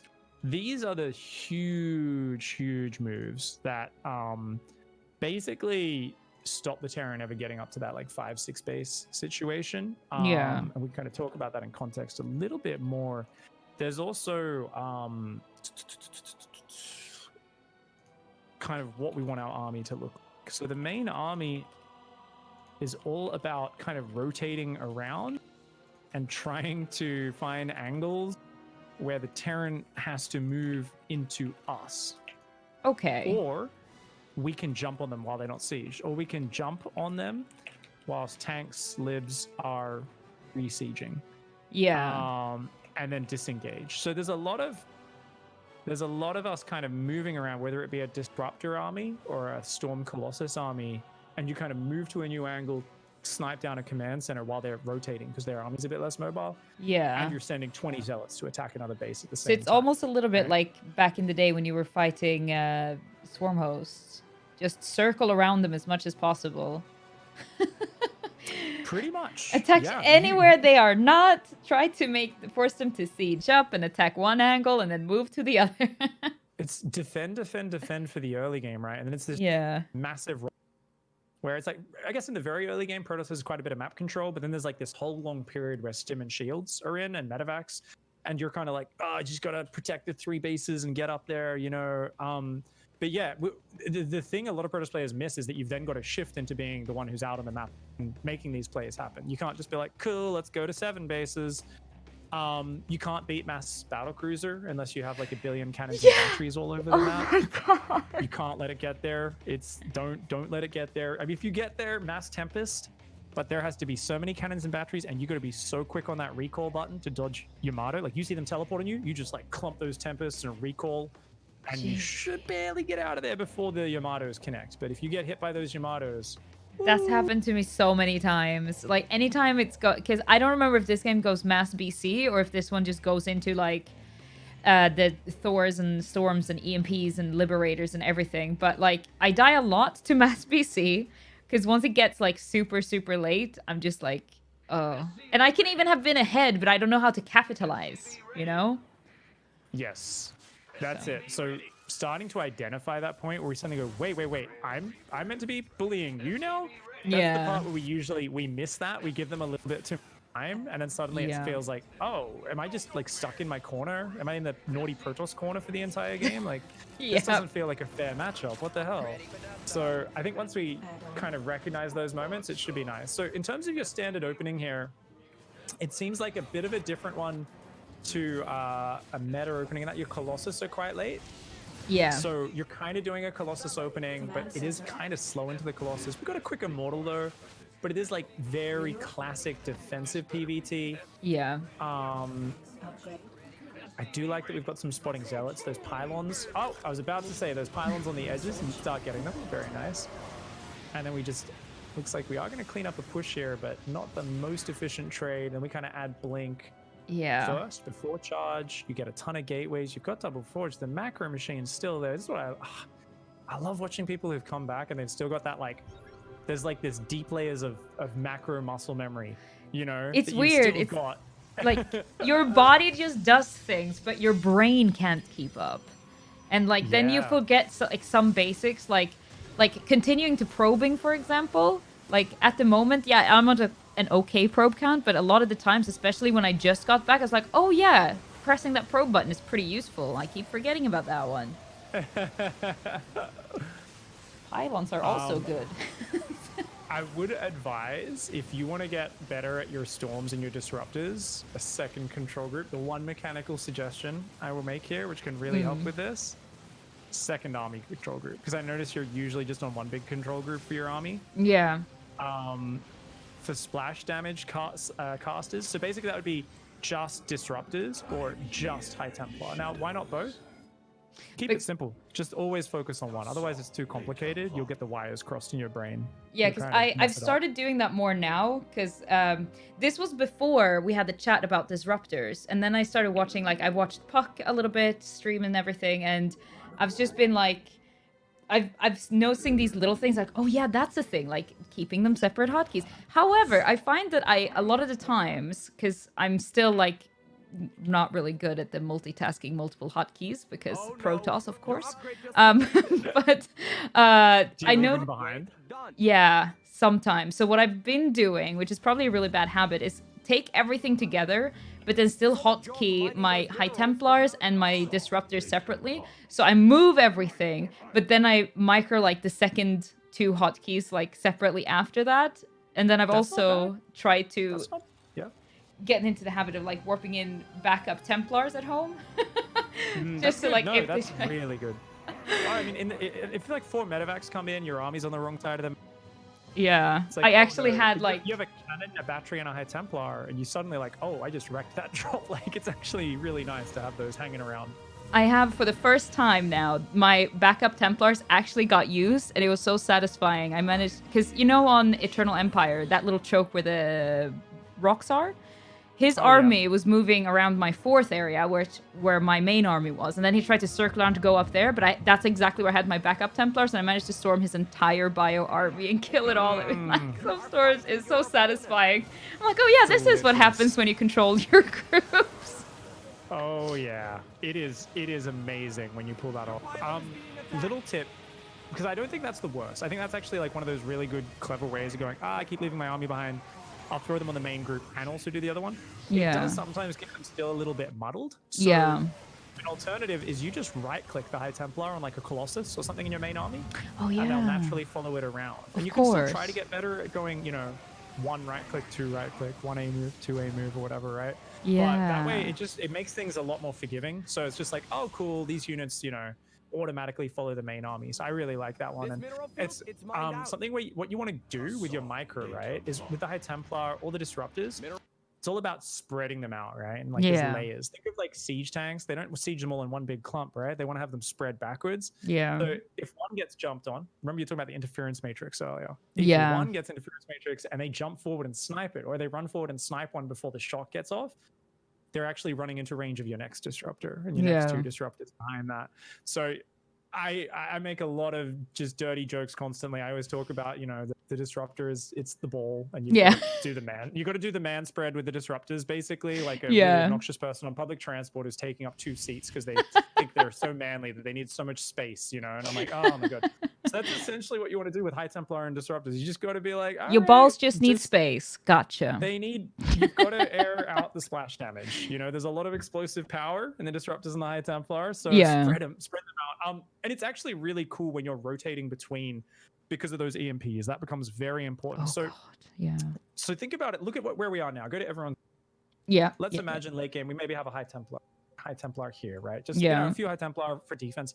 But let's imagine we push forward to where your observer here. Yeah. So we're pushing forward, and they've got Lib Siege, they've got Ghosts. If you push into this big area, bam, bam, bam, that's a gigantic concave. They EMP, their Libs destroy us, right? Our army's terrible. But that's why, what did I say? Remember, 20 zealots attacking the top at the same time. That's actually, so the main army is more of like a, if you attack into this, I'm going to land big splash damage. It's going to be great. I can do like a defensive fight really well, but you're more threatening with it. And looking for openings and distracting so that, you know, you're forcing their army to set up and siege in a location so your run-bys can do damage. Your prism can fly into the back of the main. And then from there, whether or not there's a counterattack with it, you rotate. So that main army might go, okay, I'm going to go up here. And if they're not quick enough, maybe you jump on a base and snipe it. Yeah. But whether or not, when you're rotating between these areas, if you think about it, we can start leaving High Templar or Disruptors off our control group, right? Yeah. So we can leave one here, we can leave one here. And then, especially if sometimes when we're doing this, we accidentally walk into EMP and get a lot of High Templars done or a few Disruptors. I'm like, oh no, I screwed it. I was too busy looking at a drop. And you at least have something to fall back on while the bio is chasing you down with stim, and suddenly they've run into a storm or a disruptor shot that you just kind of manually control. Yeah. And if you lose that High Templar or that disruptor because you're busy later on, it doesn't matter, you know. But there's always the chance that suddenly they're pushing out on the map and you go, oh wait, I've got a unit there. And you just Yeah. send this flanking disruptor shot from this crazy shot angle, and it just kills so much stuff. So it's kind of cool. So we can kind of have these like deselected staggered ones that we kind of set up as part of that, where we're like, oh, I'm really boxing the Terran in. And we can also, like here with this fight, right? Yeah. If we're being super pro, we're boxing these High Templar, and we're kind of spreading some of them down to the left. Yeah. And we're just kind of spreading them all out and just keeping one up with the Archons. And we're microing our main army control group to go in, kill this command center, kill that sensor tower, pull back. And because the High Templar aren't on the same control group, they're not all automatically clumping, right? Yeah. At this point. And then once we go back to rotating to a new angle, we can just right click them all on a Colossus or an Archon again, so they follow along. Yeah. But it'll make you much stronger versus EMP. You kind of start to set up these little traps all over the place, and just it's really fascinating because anytime you attack in a ball, yeah. you know, the EMPs, the libs, the tanks, like they destroy you. And anytime they attack into you in a ball, it's like the same thing. So suddenly space control becomes really important. Yeah. It's like anytime that you force them to move into their army, like if they move into your army, you win. If they force you to move into their army in a bad position, they're going to win. So it really rewards how you both move around the map. And it creates this really cool kind of map control mid game. Yeah. Where we want to get in there and do damage before they get the, you know, 1 billion liberators and everything. And they want to do the same to us a little bit later in the game as well. So it's really cool and dynamic movement focused. So would it be a good idea then, so with your hotkey that you have, like, because obviously that's something I'm definitely going to start practicing more, is making sure that the High Templars is on its own hotkeys, and same with the Liberators. Would it then be a good idea, for example, to just essentially right-click them off the hotkey as you're moving along? Is that like the way you would do with like scouting zealots and stuff? You can just send them to a place and then hotkey them off and then move the rest? Absolutely. And there's actually I'm going to get you a cute little tip. Have you used control group stealing? Do you know what it is at all? Not really. Is that the alt button? Yeah, that's the alt button. So I've used that a little bit, but I'm not super fluent with it. I'm going to create a control group for you. Where basically what we're going to do, we're going to create what I call a dumping key. I didn't invent this. Someone else on Reddit did. I saw a smart community member. What we're going to do is we're going to make it so we press a single button, a button you normally don't use. And what's that's going to do is it's going to do the equivalent of Alt 0.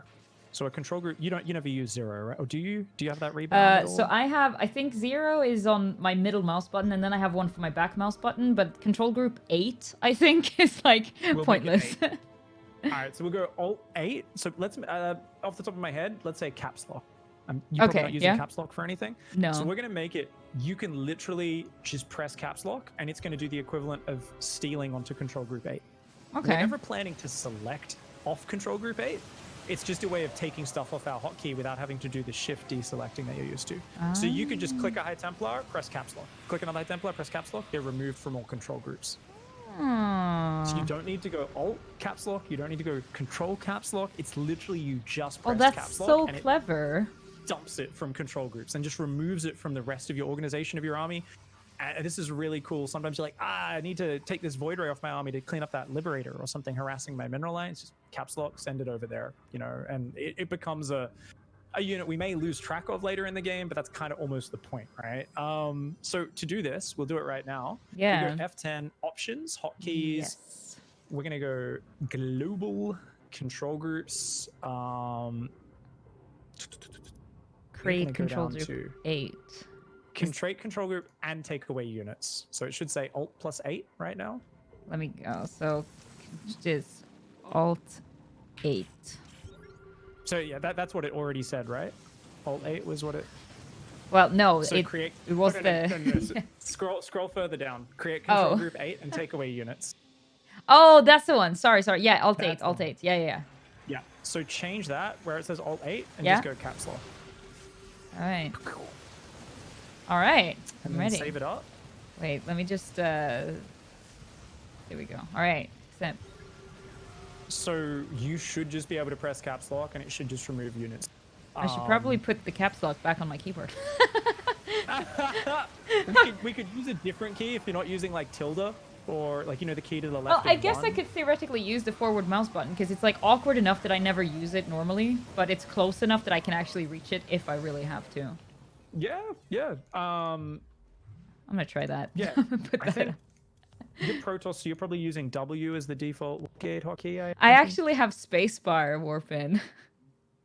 So W might be free then. Uh, So you could maybe even use W for it. But, or you could use that for a custom control. So my But yeah, hotkeys are kind of weird. I use a modified grid. Okay, cool. So you don't. Okay, we don't want to touch any of those then. Yeah, The QW, because I'm like ER, so and used. SDF. Yeah. Let me we, just. We don't want to. Like the whole point here is that we want this to change nothing about how you play the game, just to be a bonus button, right? I don't want you to have to go through any relearning because it'll mess with your muscle memory a bit too much. We want it to just be like awesome little hack button. So maybe just make that the forward mouse button then now. Yeah. Since that I doesn't did require that. you sticking a button on the keyboard. Awesome. All right, that's so sick. That's so sick. So I'm gonna write that down as like a little note here. Yeah. Learn how to use the dumping keys. So press forward mouse. Yeah, it's such an awkward key, but see, I've got small hands, so I've learned how to use mouse keys as well as like putting all the hotkeys really close. Kind of make up for it. It's not bad at all. I use them for like tabbing. I go tab forwards, tab back on my side mouse button actually. Nice. So going through the unit selection when I've got too much stuff in there. Cool. All right. So yeah, we can see here you're kind of trying. I accidentally made a carrier. There was supposed to be a tempest. I was meant to be a tempest. Yeah. I'm like, oh, God damn it. Fancy. I think it's not bad to build like 1 or 2 tempests, but it's always better to just go around the liberators and force them to come into. Yeah. You know, this area is impossible to attack, but you could take out this base, right? And then when they come to get you, you jump on them, snipe a few libs, go from there. It can work out really nice. So I think you did some good zealot run-bys and stuff. If you kept up that rotation and that kind of sending in those units, I think you would have killed it this game. I think it would have been sick. Yeah, because I think I get a little bit too passive. Like now especially, because I'm like, wait, he has so many bases. He's got a really dangerous army. I don't know where to go or what to do. I mean, you've still got those DT instincts, you know, when behind Dark Shrine, which is always good. Every time.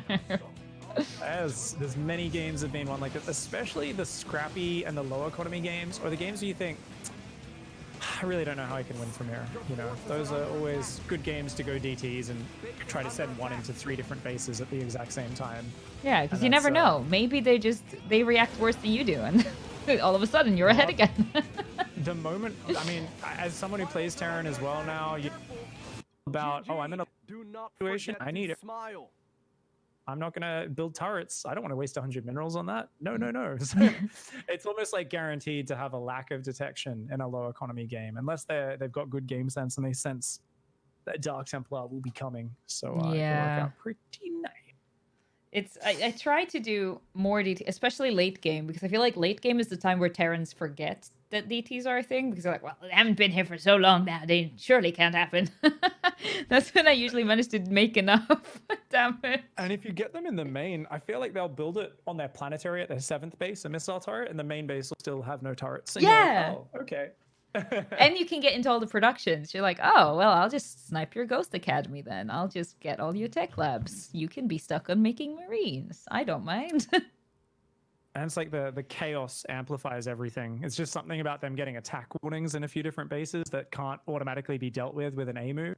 Yeah. And suddenly the Terrans lose so much tempo and momentum in the game.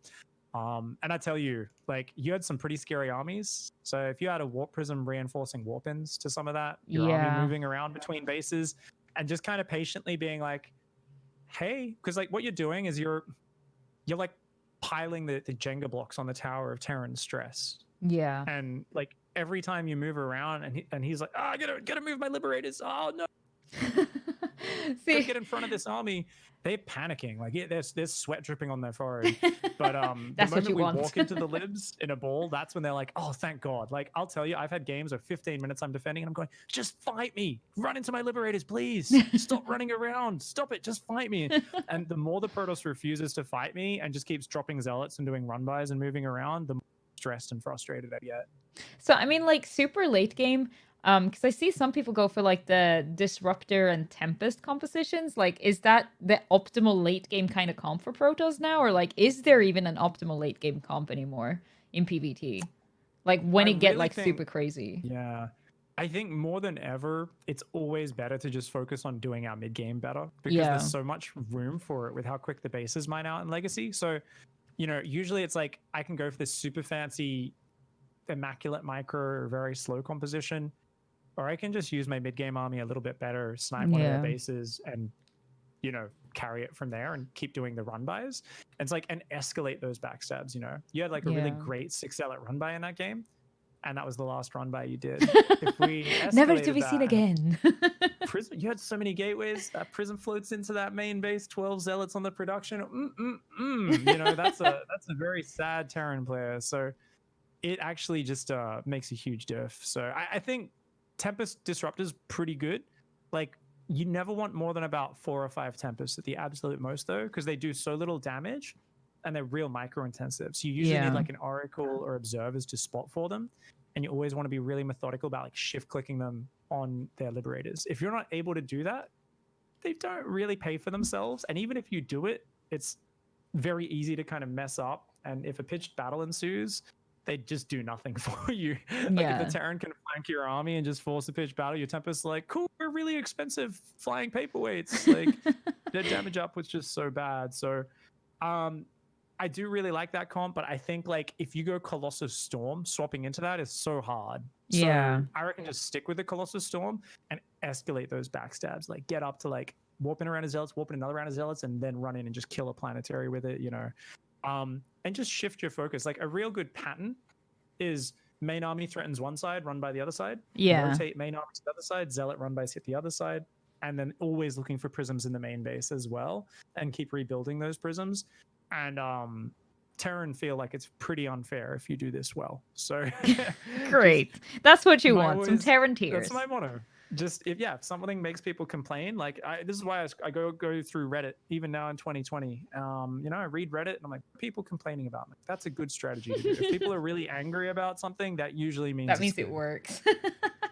Wait, I have a question as well regarding disruptors, because as I said, I'm trying to use them, like, especially if I see a lot of, what are they called? Marauders early on. Because I feel like the disruptors to counter them early, like the mid-game push, is really, really useful. But is there, like, kind of a magic number of disruptor where we're like, all right, that's enough disruptors? So Puck, now known as Nina, has a famous quote from early Legacy of the Void that I always repeat. Because I had Nina on the show. And, basically said, I was like, how many? It's like, surely not more than like 8 or 9, right? Yeah. And the answer was actually a question. And that question was, how many does it take to one-shot a planetary fortress? Oh, that's a great question. And I was like, I don't know. We actually calculated it. And then Nina was like, yep, that's the right number. that's the maximum. And I was like, you are trolling though, right? She's like, nope. Wait, how many were there though? It's like 15. It's like a lot. Number. It's a crazy number. I think it's a bit personal preference. Some people like to stop at like 5 or 6. I think like 8 or 9 is really nice because you can like more or less nonstop throw one out at a time. I think 10, 11, 12 is totally okay as well. I think above 12 is a little bit overkill, but it really kind of comes down to how you play. Like, you know, I have a style where I just rush double robo disruptor. And I just keep looking for big disruptor shots over and over and over and over again. And that sounds like a fun way to play. Because they it's about them making mistakes, but I give as many opportunities for them to make mistakes as possible. I keep building observers so I see everything. So I can always like kind of come from the surprising angle and have those random disruptors I was talking about, just like coming from this random side of the map where it's like, why is there a disruptor over here? I bet you get a lot of people being like, why? What? Why? Why there? The Muslim always tells the story. Every time we're casting, playing you on the Australian server from the UK with 300 ping against your stupid mass disruptor build. It's like, do you know how stressful this is? And it's like, I'm like, dude, you won the game. He's like, yeah, but it was really hard. I was like, how many just? It's like, do you know what it's like dodging mass disruptor shots on 300 ping? I'm like, yeah, that does sound stressful, Ben. And then just to recap the battle cruisers, just don't let them get to battle cruisers. And if they do, just a million Tempest and cry. Yeah, versus BC, a billion Tempest. You know how to stack your units up, right? You know, like you click in the middle, they all clump like anti-magic box, or what you want. Yeah. So you want to focus fire, stack, and recall quickly. You can also use the mothership so you've got a secondary recall available. in case the other one's on cooldown. Yeah. Oh, that's actually Dodge. smart. The mothership. I never thought about that. Yeah, dodge, teleport, tactical jump, I guess it's called. So you Stack should and recall never quickly. engage if he's like teleported to one of your bases, essentially. Or what? I mean, yeah, you engage them just from maximum range. Shoot a BC, run back. Shoot a BC, pull back. Shoot a BC, pull back. And you can one-shot them really easily. Got, like, how many 10, 15 tempests? So you need like 10 to 15 to actually one-shot them. BC has 550 life. I think we do like 57. It's probably 10. I'd say 10. Yeah. I think 10 is the right number to one-shot them. So you can imagine, like, if you were super pro, you'd have 3 control groups of 10 tempests that you're all individually shift clicking on separate BCs. But I'll tell you what, it never gets to that point because really it's more about the stutter step than anything else. You're just shoot, run, shoot, run, shoot, run, and then when they tack jump, you got to just recall. Mothership for secondary recall and 40,000 batteries and cannons everywhere. So the cannons and batteries actually work versus BCs. I never thought about that. I thought they were just puny little things versus big BC. Well, they are, but when combined with the Tempests, it's 0 supply units essentially, right? That True. both heal and do damage. So it's the only way you can kind of compete with it. But as much as this is theoretical, and I actually think no one should ever, like, I almost don't want to tell people this is how you counter it because I'm like, you'll never make this work. Yeah. What you will make work is when they're on 5 to 7 or 8 BCs or not that many. Yeah. Just win with like zealots and immortals and whatever else. Ignore the BCs and just kill all their economy and bases. Yeah. Don't even fight them. Like, they don't do enough damage. You can just kill everything on the ground and then kill them with Blink Stalkers. And Blink Stalkers do totally fine against... I played a game against a Villo. It's like somewhere on my YouTube. And I was like, oh no, I let him mass BC. Thankfully, it's a Villo, so he stopped upgrading like 1-2 for no reason. Sweet. While on 5 base. And he just couldn't deal with my non-stop backstabs. And I just like would, run around with these like 2 squads of 30 Blink Stalkers. And whenever he'd split a little bit too much, I'd just like blink forward and kill 4 battle cruisers in a few seconds and then run away. And he just can't force them to stand and fight. And I was like, oh, cool. And that's actually, you can beat a carrier Skytoss player in PvP. I've done the same thing many times. I'm like, if I stand and fight, I'll get destroyed. Yeah. But I can just attack 2 sides at once with different squads of Blink Stalkers. And anytime a carrier strays, I just blink forward, kill 2 carriers, run away. Yeah. And like, it's this weird, very micro-intensive way where it's like, oh, my army is worse, but I will kind of take advantage of the immobility of that very slow capital ship style. Yeah. I don't know if I have the capabilities to micro 2 flanks like that successfully yet, but that's why I just go for the Zealot Immortal move. Don't overcomplicate it. Yeah, like if you kill their workers, they'll come and then you base. That's often how I win my games. It's, kill the workers, don't focus on fighting against the air units until you've got like, you've ruined their economy and you've taken 7 bases and have 20 gateways up. So then you can swap into Stalkers. Yeah, that makes sense. And then I'll play faster when I reach Grandmaster, as Tempo has sung for us many times, So it's that's how it goes. I think making sure that I get all of these basics down, I think will help a lot. Like a lot. Because all of these different timings are so difficult to remember now.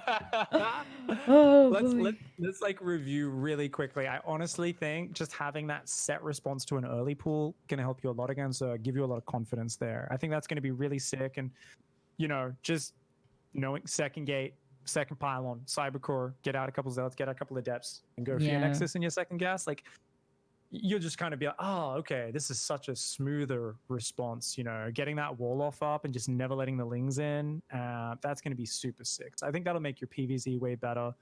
And you've got that at least baseline game plan of the 45 probe attack in PvP, 8-gate kind of Zealot Archon, that sort of stuff. And there's so many little details, right? And there's unlimited ones, but as always, right, it's like metas kind of shift and some things are more important than others. So as long as you're having fun both getting destroyed and destroying people, it's usually going to be the most important thing. Exactly. It's like, as long as we can enjoy losing, we should be chill. Yeah, no, it's really fun actually to learn StarCraft again because of all the new timings and units and everything. It does feel like a whole new game from when Heroes of the Swarm. Heart of the Swarm left off. Heroes of the Swarm. That was the Swarm hosts. I do that all the time. Yeah, Heroes of the Swarm. It's like It's heart of the Nexus. Yeah. Damn it, what was it called again? But yeah, no, it's really fun learning again. Thank you so much thank you to Casey for gifting the coaching hours. Yeah, Casey's a beast. So Yeah. much love to Casey. I'm actually a little sad because I know she's got I think her wrist plays up when she plays too many games now. So Yeah, she's like, she okay. told me.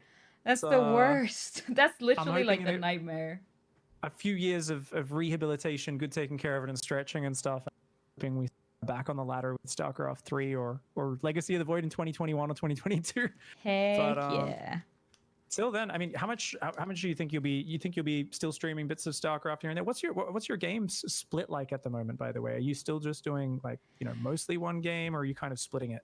So I'm trying to split it a little bit, just mainly for my own sanity, because I noticed like back when I played StarCraft only, I eventually got like, you get a little bit burnt out, and then I played a lot of Overwatch pretty much only, and now I'm like, oh wait, that's so much Overwatch. So at the moment, Yeah. it's mainly back to StarCraft because the addiction has kind of hit really hard again, because StarCraft is one of those games where when you start figuring stuff out and you get to the point where it becomes like chess again, you're like, oh, but what if I try this? But what if I try that? And then you just get into the mentality, just one more game, because what if I just tried this thing differently? Maybe it'll turn out differently.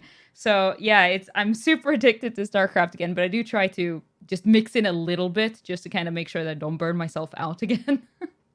That's awesome. Yeah, I think that's the way to do it. And I mean, sometimes, too many of us as streamers were like, oh, people just want to watch me do this. Oh, Yeah. I've got to do that. And it's like, ultimately, it's like, there's two types of stream. We'll love watching streamers as well, right? And it's like, Yeah. I've had so many of my friends are like, oh, I just keep playing the game and grinding 14 hours a day.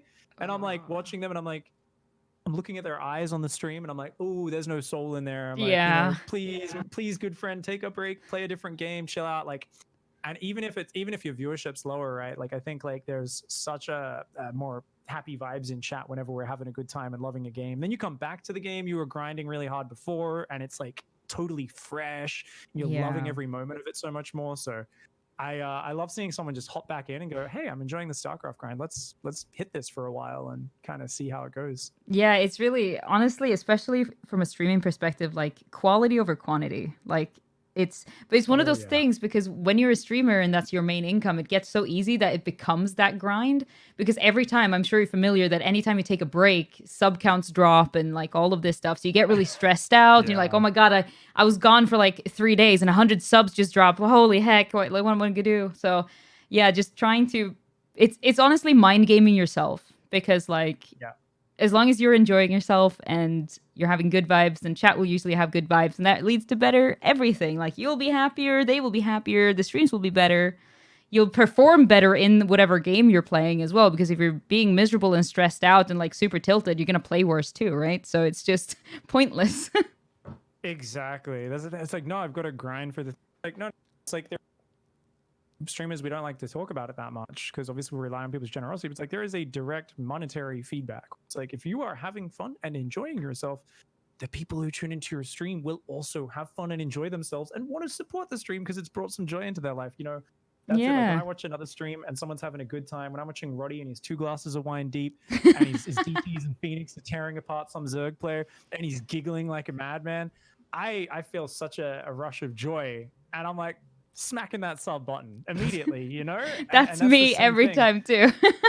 Yeah, you see, it's infectious, right? So I'm like, like whenever I see someone having fun, having a really good day, I'm like, oh, that's what I want all of my streams to be. And obviously, that's the dream we are forever chasing and never hitting. But yeah, trying to focus on fun, quality, and not burning ourselves out. That's the way to do it. So I'm super happy to have you back. What's your stream schedule like at the moment on CET? So I try to stream from about like 2 p.m. CET, because as mentioned earlier, I now have a dog that requires walking and playtime in the mornings.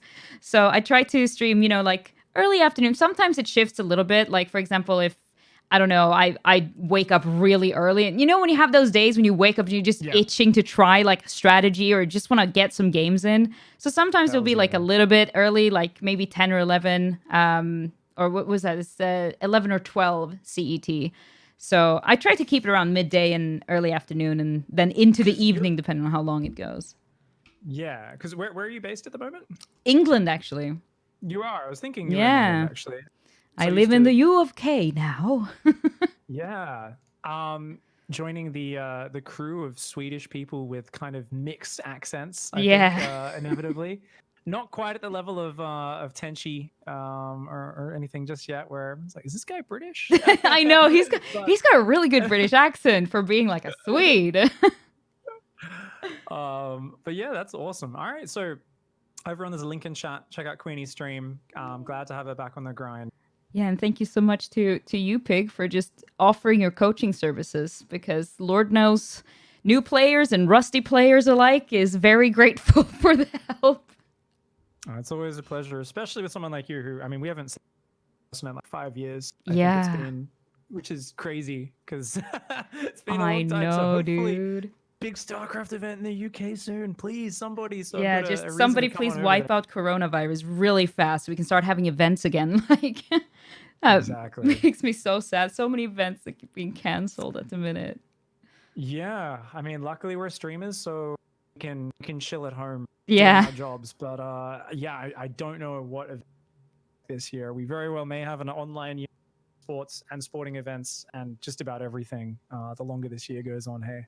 Yeah, I have a question though. How many hours do we have? Like, I don't remember. A ridiculous number. We just did 2. We've got like 5 more.